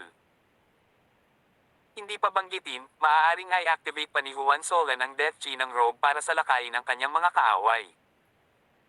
Ang Devil Chi ng Yellow Springs ay isa sa pinakamakapangyarihang Devil Chi sa Devil World. Sa makatuwid, maaaring isipin ng isa na ito ay malaking takot. Bukod dito, makakatakas din si Juan Solan sa tulong ng Yellow Springs Magic Robe. Ang Yellow Springs Magic Robe na kasama ng kanyang kakayahan sa space concealment ay magpapahirap kahit para sa isang peak early First Order Ancestor God Realm Master na patayin siya. Halimbawa, ang Elder Linbi ng Short Blade Gate. Ang grupo ni Juan Solan ay nanatili sa isang araw sa maliit na planeta, at pagkatapos ay nagpatuloy sa kanilang paglalakbay sa Vientiane World. Tirichit Asterisk S. Ang natitirang bahagi ng paglalakbay ay kalmado at maayos. Dahil si Juan Solan ay nagpatuloy sa paglilinang habang sila ay naglalakbay, ang kanilang buong paglalakbay ay inabot sila ng 2 buwan upang marating ang Vientiane World. Gayunpaman, ang unang destinasyon ni Juan Solan ay hindi ang Fortune Gate, sa halip ay lumihis siya sa Barbarian God Sect.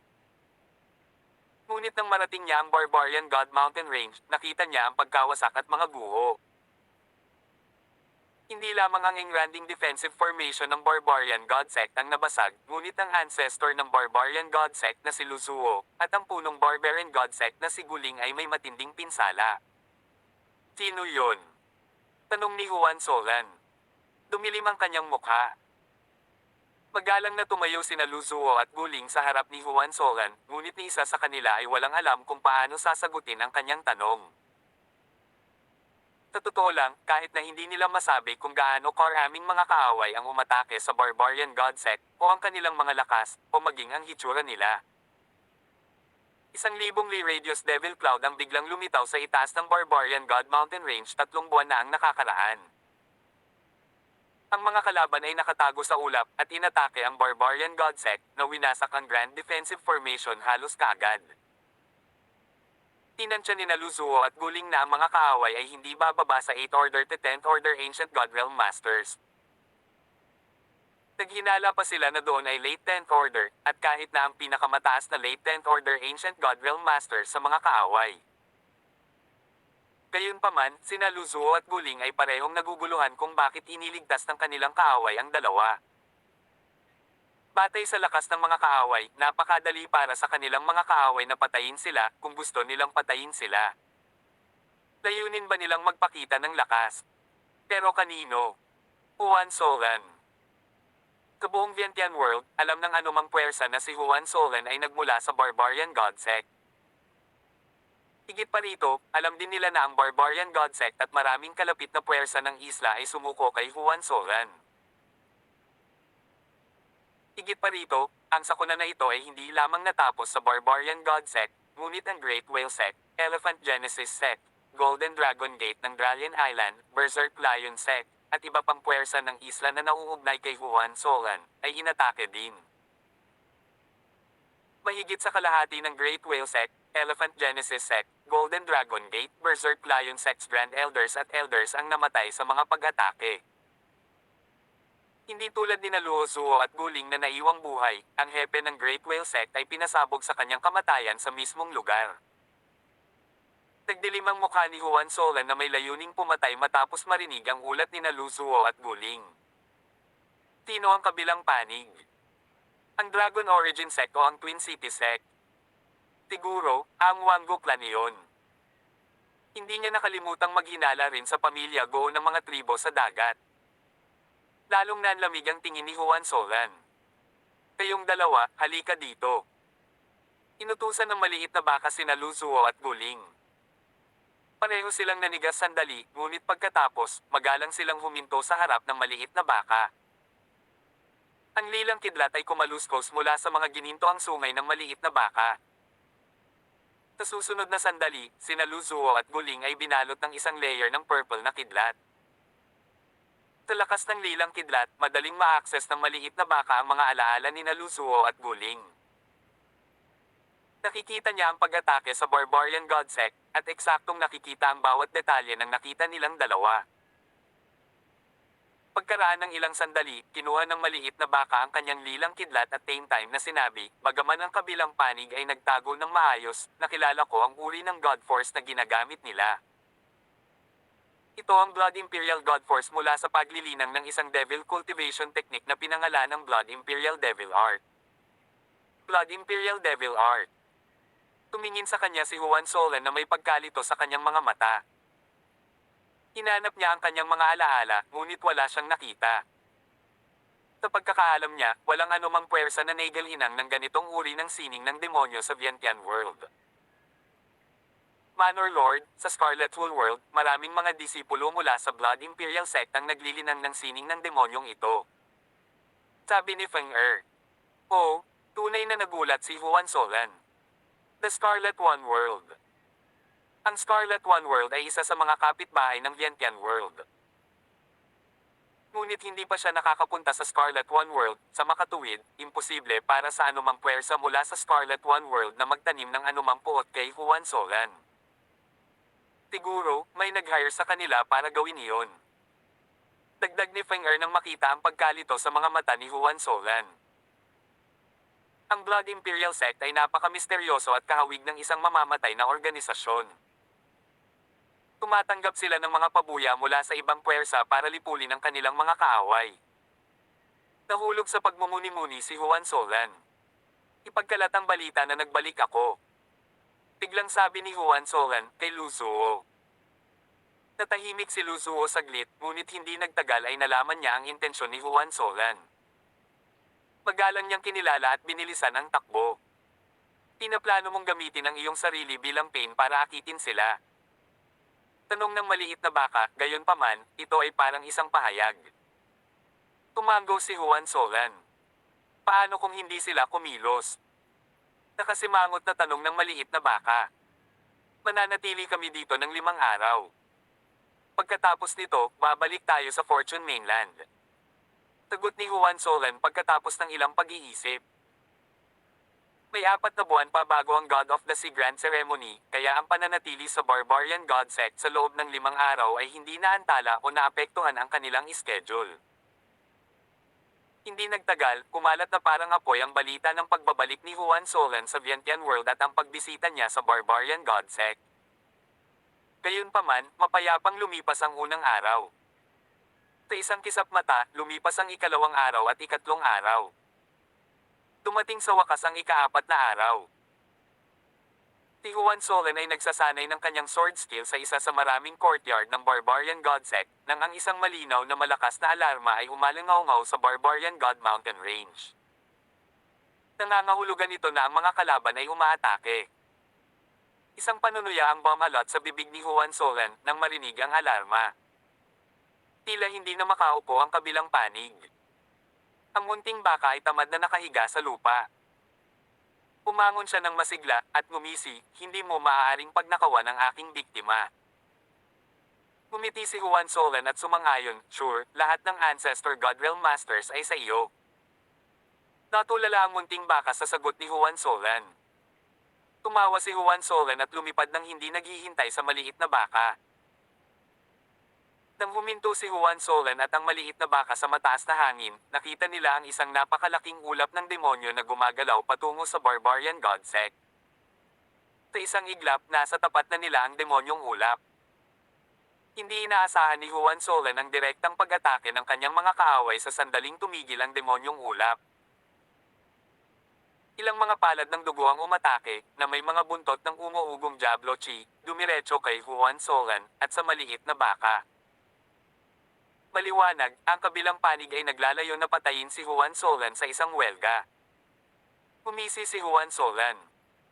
Halos magkasabay, gumanti siya at ang maliit na baka sa kanilang sariling mga pag-atake.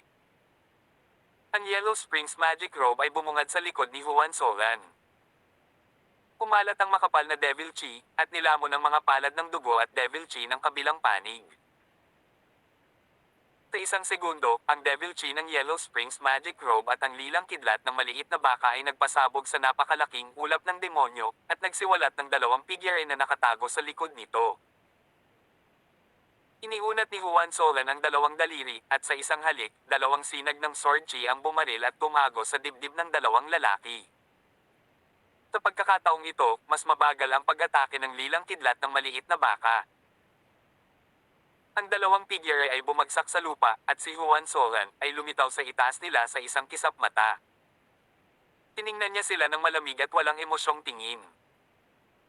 Ang kanyang 2 kaaway ay nakasuot ng kulay dugo na armor, at pareho silang nasa kalagitnaan ng ika-10 Order Ancient God Realms.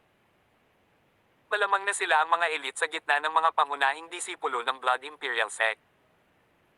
Ang 2 disipulo ng Blood Imperial Sect ay tumayo mula sa lupa. Baka sa mukha nila ang takot at kawalang paniwala habang nakatingin kay Juan Solan.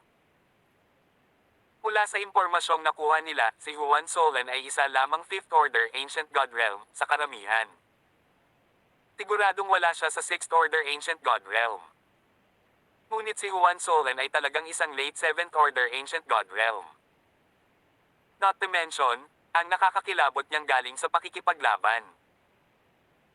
Sa pamamagitan ng pagwagayway ng kanyang kamay, nasugatan ni Juan Solan ang parehong mga masters ng 10th Order Ancient God Realm na ito. Tawag. I prick. I-click. I subscribe kwentong nobela. Hindi magagapi. Tagalog Translator, Andy Dors, Kabanata 1299. Pamilya Go ng mga tribo sa dagat. Ikaw. Si Juan Solan. Ang dalawang disipulo ng Blood Imperial Sect ay sabay-sabay na nagsalita. Ano kayang gagawin nila? Ang lakas ni Juan Solan ay higit na lumampas sa kanilang inaasahan, at ito ay naghihinala sa kanila. Kinailangan nilang maghinala. Ang munting baka ay hamarang na may kasamang masama ay tumawa at sinabing, syempre hindi siya si Juan Solan. Ang dalawang disipulo ng Blood Imperial Sect ay natigilan, at pagkatapos ay halatang nakahinga sila ng maluwag. Gaya ng inaasahan nila, hindi si Juan Solan ang binatang ito. Sa ikalawang pag-iisip, ang investigasyon na kanilang isinagawa ay hindi posibleng magkaroon ng anumang pagkakamali. Ngunit bago pa sila makaramdam ng ginhawa, ang maliit na baka ay nasa harap na ng dalawang disipulo, at sinipa niya sila ng mabilis na galaw ng kanyang mga paa habang sinasabi niya, siya ang iyong tiyo Juan. Dalawang figure ang lumipad pabalik na parang lutong hipon, na nabasag ang ilang makakapal na sinaunang puno habang sila ay bumagsak. Si Juan Solan at ang maliit na baka ay dahan-dahang lumapit sa dalawang alagad ng Blood Imperial Sect muli. Ilang oras ang lumipas bago ang dalawang alagad ng Blood Imperial Sect ay nakabangon mula sa lupa. Laking gulat nila at kinilabutan habang nakatingin sa maliit na baka. Kung hindi pa rin nila napagtanto na ang itim na buhok na binata sa harap nila ay si Juan Solan talaga, kung gayon kailangan nilang iuntog ang kanilang mga ulo sa isang puno at dumiretso sa impyerno. Magsalita ka, sino ang kumuha sa iyo? Hiling ni Juan Solan nang huminto siya sa harap ng dalawang alagad. Ang kanyang mukha ay malamig at walang pakialam. Ang isa sa kanila ay malamig na ngumuso at nagbanta bilang ganti, Juan Solan, kami ay mga disipulo ng Scarlet One World's Blood Imperial Sect. Kahit ang Golden Phoenix Pavilion ng Void Sky World, o Yama Gates ay hindi nangangahas na sakta ng Blood Imperial Sect. Mas mabuting palayain mo na kami ngayon din. Ang Blood Imperial Sect ay misteryoso at hindi mahuhulaan, at bihasa sa pamamaraan ng pagpatay. Sa makatuwid, ang Blood Imperial Sect ay isang malaking sakit ng ulo para sa maraming super forces sa nakapalibot na kalapit na mundo, at dahil dito, kahit ang Golden Phoenix Pavilion o Yama Gates ay hindi makikipag-away sa Blood Imperial Sect kung magagawa nila.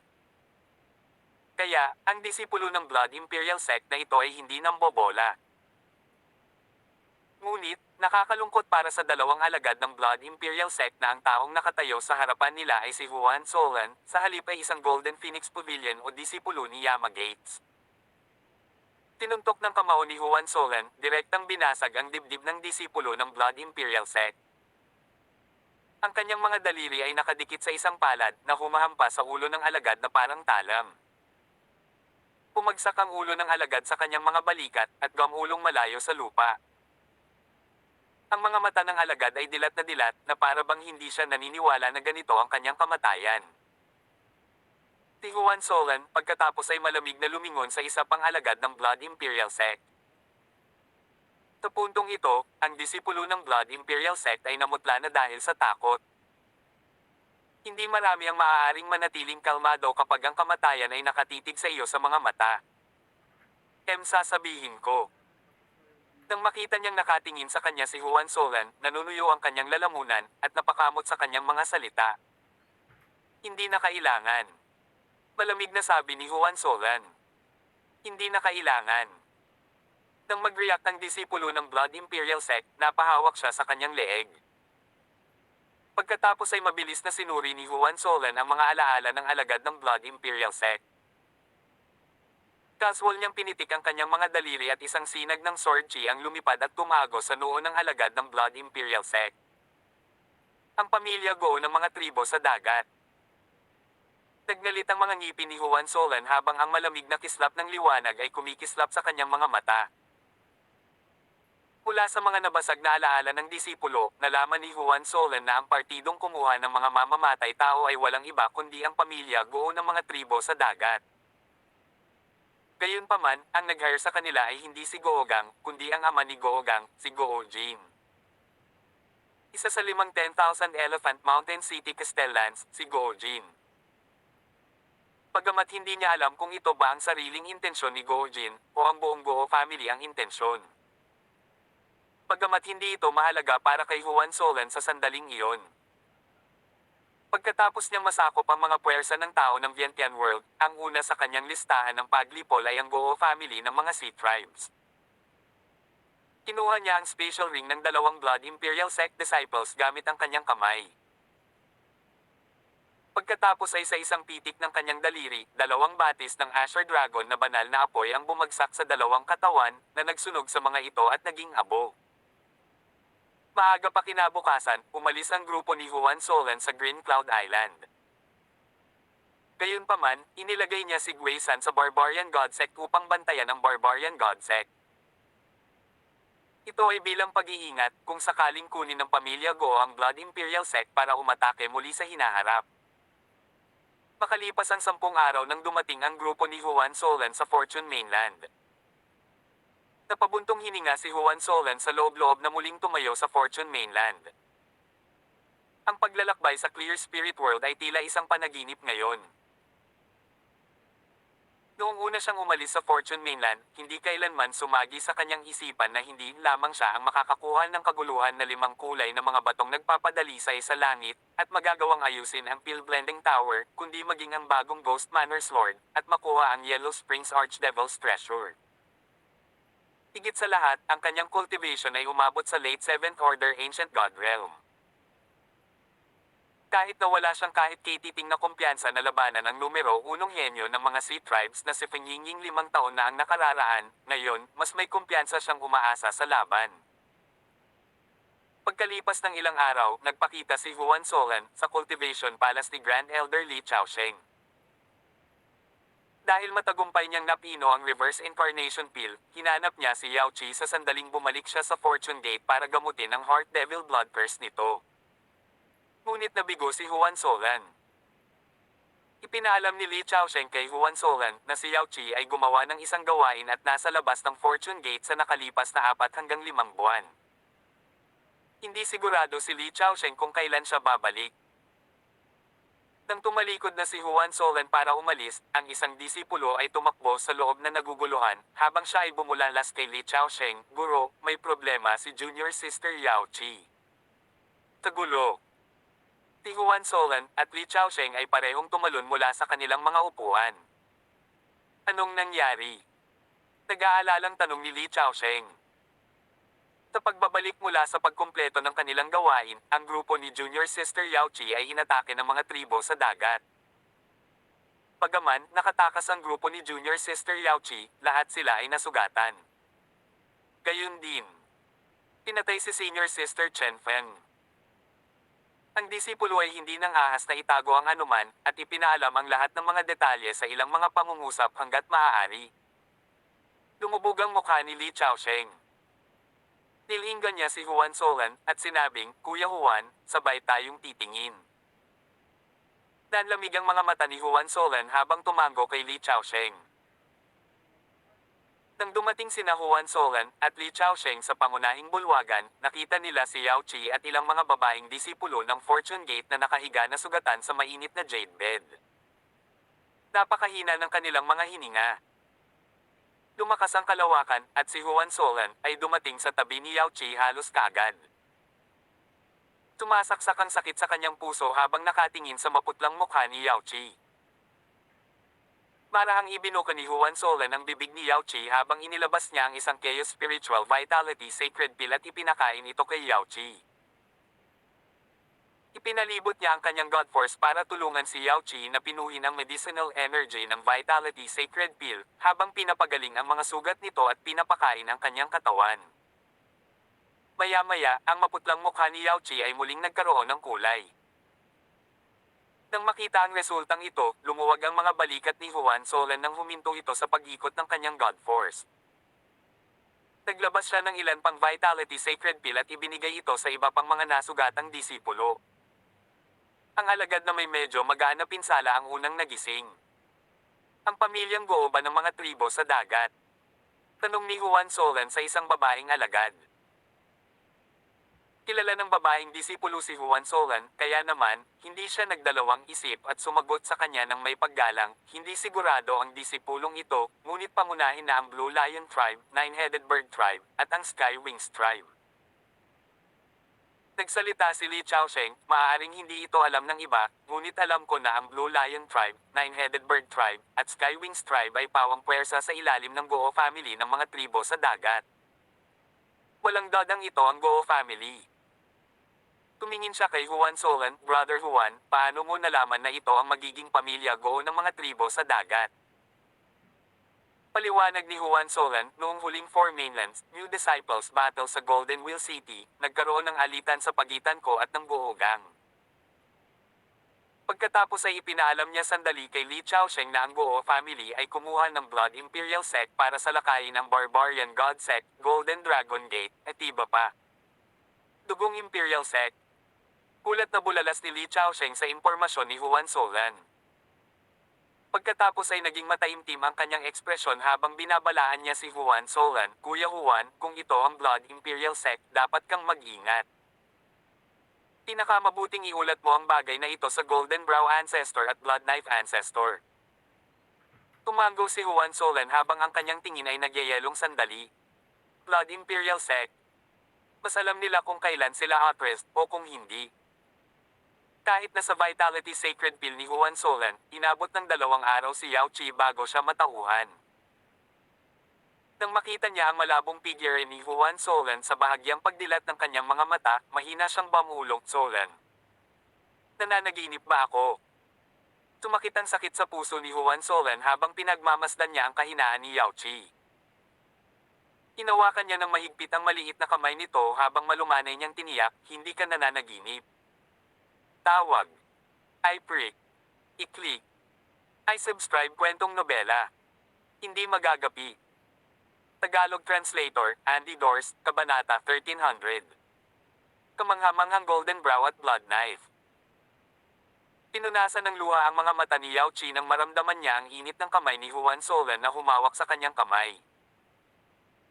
Nakakapanatag ang kanyang mga salita habang sinasabi sa kanya na hindi siya nananaginip at kasama niya ito ng personal. Sinabi ni Yao Chi na may mamasa-masa na mga mata, Solan, noong inatake kami sa daan pabalik, akala ko talaga mamamatay na ako. Sa oras na iyon, natakot ako na hindi nakita makikita. Matagal siyang niyakap ng mahigpit ni Juan Solan na walang sinasabi. Hindi iyon mangyayari. Hanggat hindi ko pinahihintulutan, hindi ka mamamatay. Walang makakasira sa iyo. Ang layuning pumatay ay lumabas sa kanyang katawan sa pag-iisip ng Goo family ng mga tribo sa dagat. Pamilya Goo ng mga tribo sa dagat. Tahimik na nanatili si Yao Chi sa mga bisig ni Juan Solan. Pagkaraan ng ilang sandali, itinaas ni Yao Chi ang kanyang ulo upang tingnan si Juan Solan, at nagtanong, Solong, nakita mo ba ang kaguluhan na 5 kulay na mga batong nagpapadalisay sa langit sa Clear Spirit World? Isang ngiti ang sumilay sa mukha ni Juan Solan nang sabihin niya, nahanap ko na. Bukod dito, matagumpay ko ring naayos ang Pill Blending Tower. At tingnan mo, ano ang mayroon ako dito. Kumuha siya ng Chaos Spiritual Pill at ipinakita ito kay Yao Chi. Ang Reverse Incarnation Pill. Tama ang hula ni Yao Chi na nakita niya ang Oriet Chaos Spiritual Pill sa palad ni Juan Solan. Malakas na tumango si Juan Solan habang lumalawak ang kanyang ngiti, it's the Reverse Incarnation Pill. Tumulo ang luha sa mukha ni Yao Chi. Hinigpitin niya ang pagkakayakap sa baywang ni Juan Solan. Alam na alam niya kung gaano kahirap at delikado para kay Juan Solan na pinuhin ito. Kinailangan niyang harapin ang hindi mabilang na mga panganib at kumuha ng mga panganib na nagbabanta sa buhay habang naglalaan ng maraming oras at pagsisikap sa loob ng ilang taon habang kinokolekta niya ang lahat ng sangkap para sa pagpino ng Reverse Incarnation Pill. Minsan, nagpunta pa nga si Juan Solan sa isa sa mga sea tribes, punishing Heaven City ng mag-isa, para lang maghanap ng isa sa mga halamang gamot na kailangan para pinuhin ang reverse incarnation pill. Sa pagkakataong ito rin, pumunta si Juan Solan hanggang sa Clear Spirit World para hanapin ang kaguluhang limang kulay na langit na nagpapadalisay na bato upang ayusin ang pill blending tower upang mapino nito ang reverse incarnation pill. Ang lahat ng mga kaisipang ito ay tumakbo sa isip ni Yao Chi sa maikling panahon at ang kanyang mga luha ay nabasa sa balikat ni Juan Solan. Nang makita ni Juan Solan na naging Rain Woman si Yao Chi, nalilito siya kung paano ito aaliwin. Nang patuloy pa rin sa pag-iyak si Yao Chi pagkaraan ng ilang sandali, sinabi niya, "Munting Yao Yao, huwag ka nang umiyak, okay?" Natawa si Yao Chi sa sinabi ni Juan Solan na parang namumulaklak na talulot pagkatapos ng ulan. Naglagay siya ng seryosong tono, "Sino ang tinatawag na Little Yao Yao?" "Your Little Long Long." Ngumiti si Juan Solong ng mapangakit at inamin, "I'm Little Long Long, okay now." Little Long Long. Natulala si Yao Chi sa isang segundo, pagkatapos ay nagpakawala siya ng isang malakas na tawa, na yumanig sa kanyang malabo na dibdib na nagpagulat sa mundo ni Juan Solan. "Saan ka nakatingin?" Hindi nagtagal ay napansin ni Yao Chi na may mali sa titig ni Juan Solan at namula siya nang bahagya siyang itinulak palayo. Napangiti si Juan Solan habang lumalapit sa tainga ni Yao Chi at may sinabi. Agad namang namula ang tenga niya hanggang sa leeg niya. Si Juan Solan ay huminga ng isang pangungusap sa kanyang tainga na nagpapaalala sa kanya na ipinangako niya na ibibigay ang sarili sa kanya sa tuwing pagagalingan niya ang kanyang Heart Devil Blood Curse. Biglang tumawa si Yao Chi bilang paghihiganti nang makita niya ang pagiging saplada sa kanyang mga mata. "Sinabi ko nga, ngunit hindi ko sinabi na ibibigay ko ito sa iyo sa sandaling pagalingin mo ako." Napatulala si Juan Solan. Tinakpan ni Yao Chi ang kanyang mga labi at masayang humahajijek habang pinagmamasdan ang pagiging malambing ni Juan Solan na parang mga berdeng gulay. Baliw na gansa. Mamulong siya sa mga tainga ni Juan Solan na parang sirena na nagsasabing, "Huwag kang umalis ngayong gabi." Napakahina ng boses niya na parang lamok. Sandali ang kumot ni Juan Solan, pagkatapos ay umakyat ang mainit na dugo sa kanyang singit. "Huwag kang aalis ngayong gabi." Nabubuhay sana siya sa walang kabuluhan hanggang ngayon kung hindi niya maririnig ang implikasyon ng pangungusap na iyon. Noong gabing iyon, hindi umalis si Juan Solan sa Cultivation Palace ni Yao Chi. Hindi lang noong gabing iyon, 3 magkasunod na gabi siyang nandoon. Sa umaga ng ika-4 na araw, dumating si Li Chaosheng na kumakatok sa Cultivation Palace ni Yao Chi dahil sa utos ng Golden Brow Ancestor at Blood Knife Ancestor na sampilan si Juan Solan pabalik sa Divine Fortune Kingdom. Napagtanto ni Juan Solan na oras na para umalis dahil nakita niya si Li Chaosheng na mahigpit na nakatayo sa kanyang harapan. Walang ibang pagpipilian kundi ang umalis patungo sa Divine Fortune Kingdom, kung hindi, ang kanyang dalawang masters, Golden Brow Ancestor at Blood Knife Ancestor ay maaaring pumunta lamang upang kunin siya ng mag-isa.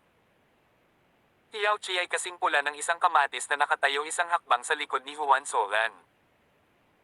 Hindi siya nangahas na tingnan ang kanyang master Li Chaosheng. Sa loob-loob, binigyan ni Li Chaosheng ng thumbs up ng paghanga si Juan Solan. Umalis si Juan Solan sa Cultivation Palace ni Yao Chi at bumalik sa Fortune Divine Kingdom. Bago siya umalis, binigyan ni Juan Solan si Yao Chi ng isang malaking batch ng Chaos Spiritual Pill na kahit si Li Chaosheng ay berde sa inggit. Ngunit hindi nagtagal ay binigyan din ni Juan Solan si Li Chaosheng ng isang batch ng Chaos Spiritual Pill, at si Li Chaosheng, sa kabila ng pagiging isang Fortune Gate Grand Elder, ay nanginginig sa pananabik. Dahil kailangan ng pahintulot ni Zhu Yi para makapasok sina Feng Er, Gui Yi, at Gui Er sa Fortune Divine Kingdom, pansamantalang inayos sila ni Juan Solan sa Myriad Gods Manor sa Fortune City. Sa Fortune Divine Kingdom, nagtungo si Juan Solan sa Thousand Spirit Mountain sakay sa maliit na baka, at nakarating sa Assembly Shrine, ilang sandali pa. Tinulyapan niya ang Blood Eye Devil Steel na tahimik gaya ng dati sa terrace, at kumislap ang isang liwanag sa kanyang mga mata. "Papalapit ng papalapit ang aking paglilinang sa pagpasok sa Ancestor God Realm." Hanggat makapasok siya sa Ancestor God Realm, magagawa niyang pinuhin itong Blood Eye Devil Steel. Kapag nakumpleto na niya ang pagpino sa itaas na kalahati ng Blood Eye Devil Steel, hahanapin niya ang ibabang kalahati upang makumplito ang steel. Sa oras na iyon, ang kanyang lakas ay tumaas ng malaki. Maya-maya pa, nakatayo na si Juan Solan sa harap ni Golden Brow Ancestor at Blood Knife Ancestor. Blood Knife Ancestor pointed at Juan Solan the moment he saw him and half-remanded, nasa puso mo ba ang dalawang matandang ito? Pumalik ka na maraming araw na ang nakalipas, ngunit nanatili sa bahay ng iyong babae sa buong panahong ito, habang iniiwan kaming nag-aalala tungkol sa iyo. Isang mainit na pakiramdam ang pumuno sa puso ni Juan Solan kahit na pinapagalitan siya ng Blood Knife Ancestor. Nakangiting naglabas ng dalawang kahon si Juan Solan at sinabing, ang alagad na ito ang may kasalanan. Sa pagkakataong ito ay pupunta sa Clear Spirit World, ang disipulo ay nakakuha ng ilang magagandang bagay, at ito ay mga regalo para sa mga masters. Mainit na ngumiti si Golden Brow Ancestor, marunong maging anak ang ating alagad sa kanyang mga guro, hindi masama. Siya at ang Blood Knife ay parehong nakatanggap ng mga kahon mula kay Juan Solan, ngunit hindi sila masyadong nag-aalala tungkol sa magandang bagay na binanggit ng kanilang alagad. Batay sa kanilang mga pagkakakilanlan at katayuan, mayroon silang maraming magagandang bagay. Ngunit nang buksan nila ang mga kahon sa kanilang mga kamay, pareho silang namangha. Ang mga ninuno ng Fortune Gate na ito ay nanginginig sa pananibik tulad ng mga punong tinatangay ng bagyo. GG Grade 10 Spirit SS Stones. Ito ay nasa ikawalong ranggo sa 10 kamangha-manghang bunga ng langit at lupa, ang 7 kulay na metal fin fruit. At ito ba ito, Eidolon Crystalline Rock? Lalong umiling ang dalawang matandang masters. Ang bawat bagay na inilabas nila sa kahon ay isang walang katumbas na kayamanan at bawat isa sa kanila ay isang bagay na matagal na nilang pinangarap. Solan, ang mga ito ay masyadong mahalaga. Maya-maya pa, sabi ni Golden Brow Ancestor habang pinipigilan niya ang kanyang pananabik. Bukod dito, mas kailangan mo ang mga bagay na ito kaysa sa amin dahil sa iyong kasalukuyang paglilinang. Bahagyang nabawasan ang pananabik ng Blood Knife Ancestor matapos marinig ang mga salita ni Golden Brow Ancestor. Sumang-ayon siya sa Golden Brow, tama, kailangan mo itong metal fin fruit at Eidolon Crystalline Rocks para mas tumaas ang iyong lakas kaysa sa amin. Ngumiti si Juan Solan habang tinitiyak niya ang mga ito, mga guro, huwag kayong mag-alala, marami pa ring mga bagay na ito ang disipulo. Ang ninuno ng gininto ang kilay at knife ng dugo nagpalitan ng tingin si Ancestor, saka tinanggap ang mga regalo ni Juan Solan. Teka, ikaw. Date 7th Order Ancient God Realm. Biglang tinitigan ni Golden Brow Ancestor si Juan Solan na parang may natuklasan lang na hindi ka panipaniwala. Puno ng gulat ang ekspresyon niya. Blood Knife Ancestor also scrutinized Juan Solan at nanlaki ang mga mata sa pagtataka. Ang kanilang disipulo, si Juan Solan, ay talagang nakalusot sa late 7th Order Ancient God Realm. Paano ito posible? Bago umalis si Juan Solan sa Fortune Mainland, isa pa rin siyang maagang 5th Order Ancient God Realm, tama ba? Gaano katagal na? Nakatingin sa mga mukha ng ninuno ng Golden Brow at Blood Knife Ancestor, si Juan Solan ay nagbigay ng isang mapait na ngiti sa loob, mukhang marami akong dapat ipaliwanag. Tawag. I-prick. I-click. I-subscribe kwentong nobela. Hanggang dito na lang muna mga masters. Salamat sa pagsubaybay mga lods. Abangan lamang ang kasunod na episode. Nang hindi magagapi. Dito sa ating channel. Kwentong nobela.